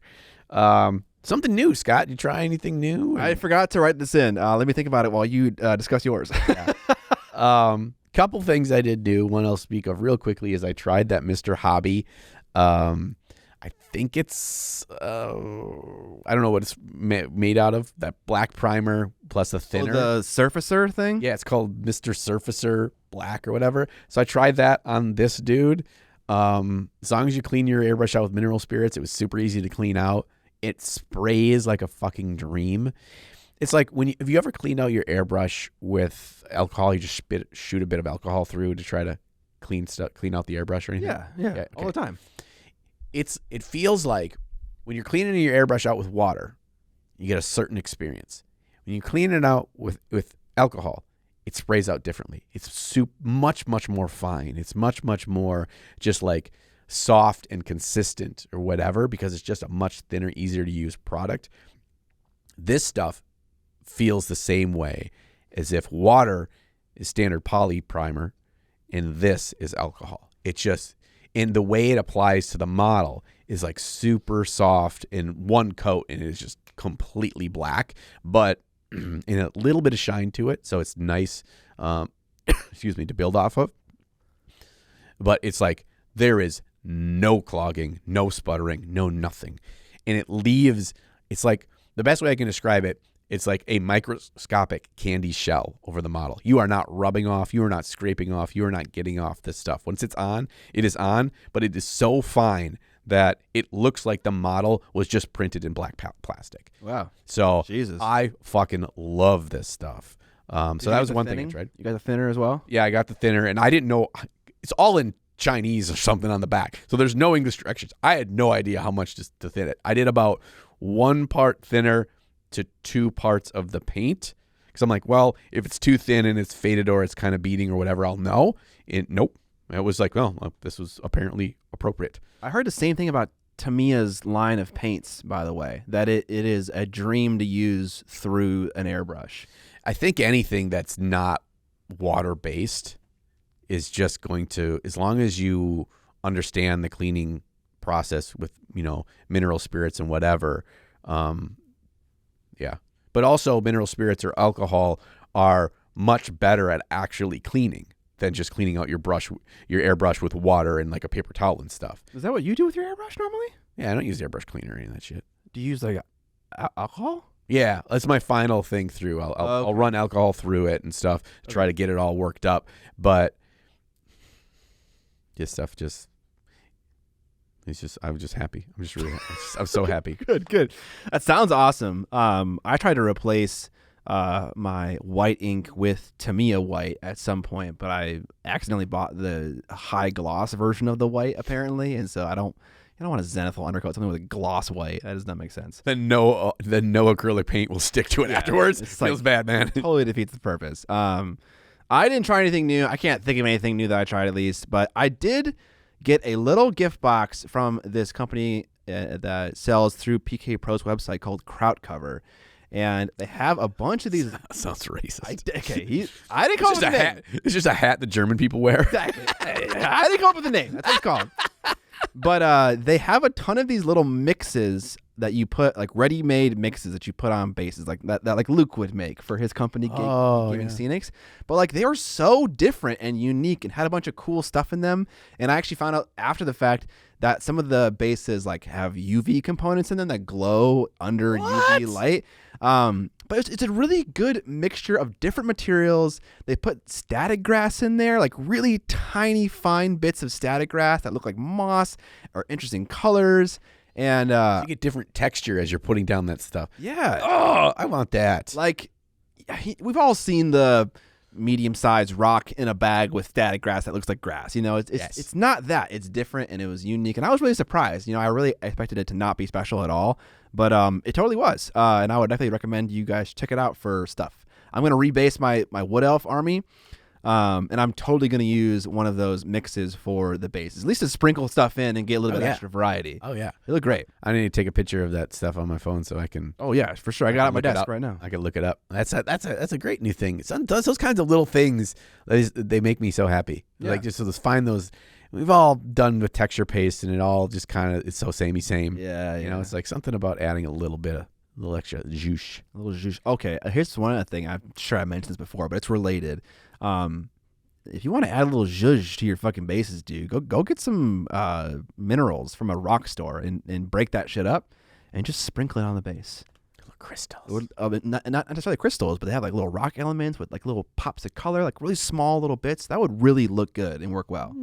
I actually have a bag of them right next to my like storage unit that I haven't yet got a chance to use, but I will. There are some incredibly like vibrant looking little rocks that if they were just tiny and small would really add a lot of accent to a base, I think. I wonder if you can work those in a way with almost even either like an enamel or a thin oil wash or something over everything to kind of make it feel together and part of the universe, but then you're buffing it off so you still get to keep that true shine. But they don't look like a terrarium thing where, they don't look it looks unpainted. You know, like where's that fine middle ground where it doesn't look unpainted, but you still get to the natural uniqueness of it is still showing. Yeah, that's fair. Interesting.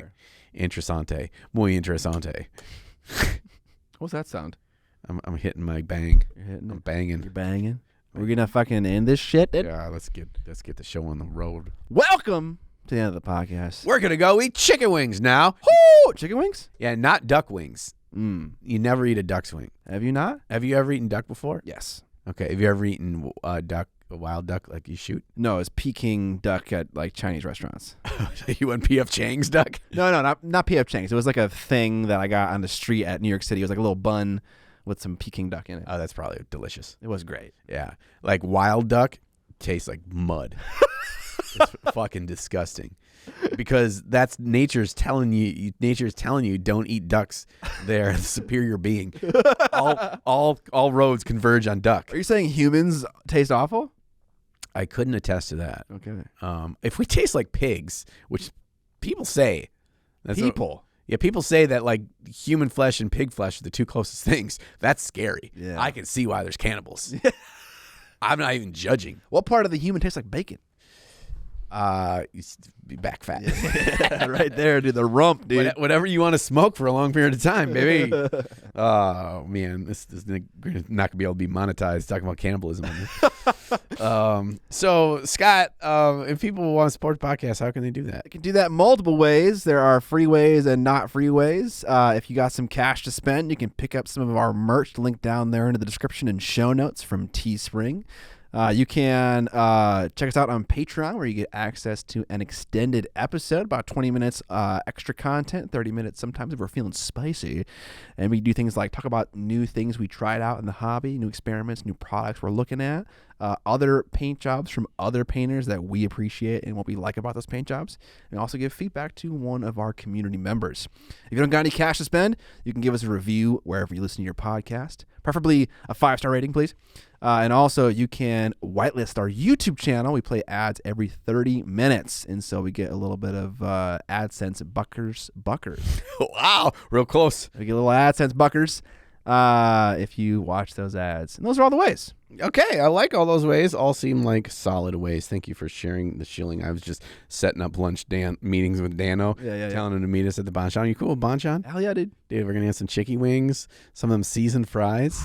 Oh, man. Way too many fries that we'll never eat all of. No, it's not possible. It's not humanly possible to eat that many French fries. So we hope each and every one of you have a great rest of your day, your week, your life.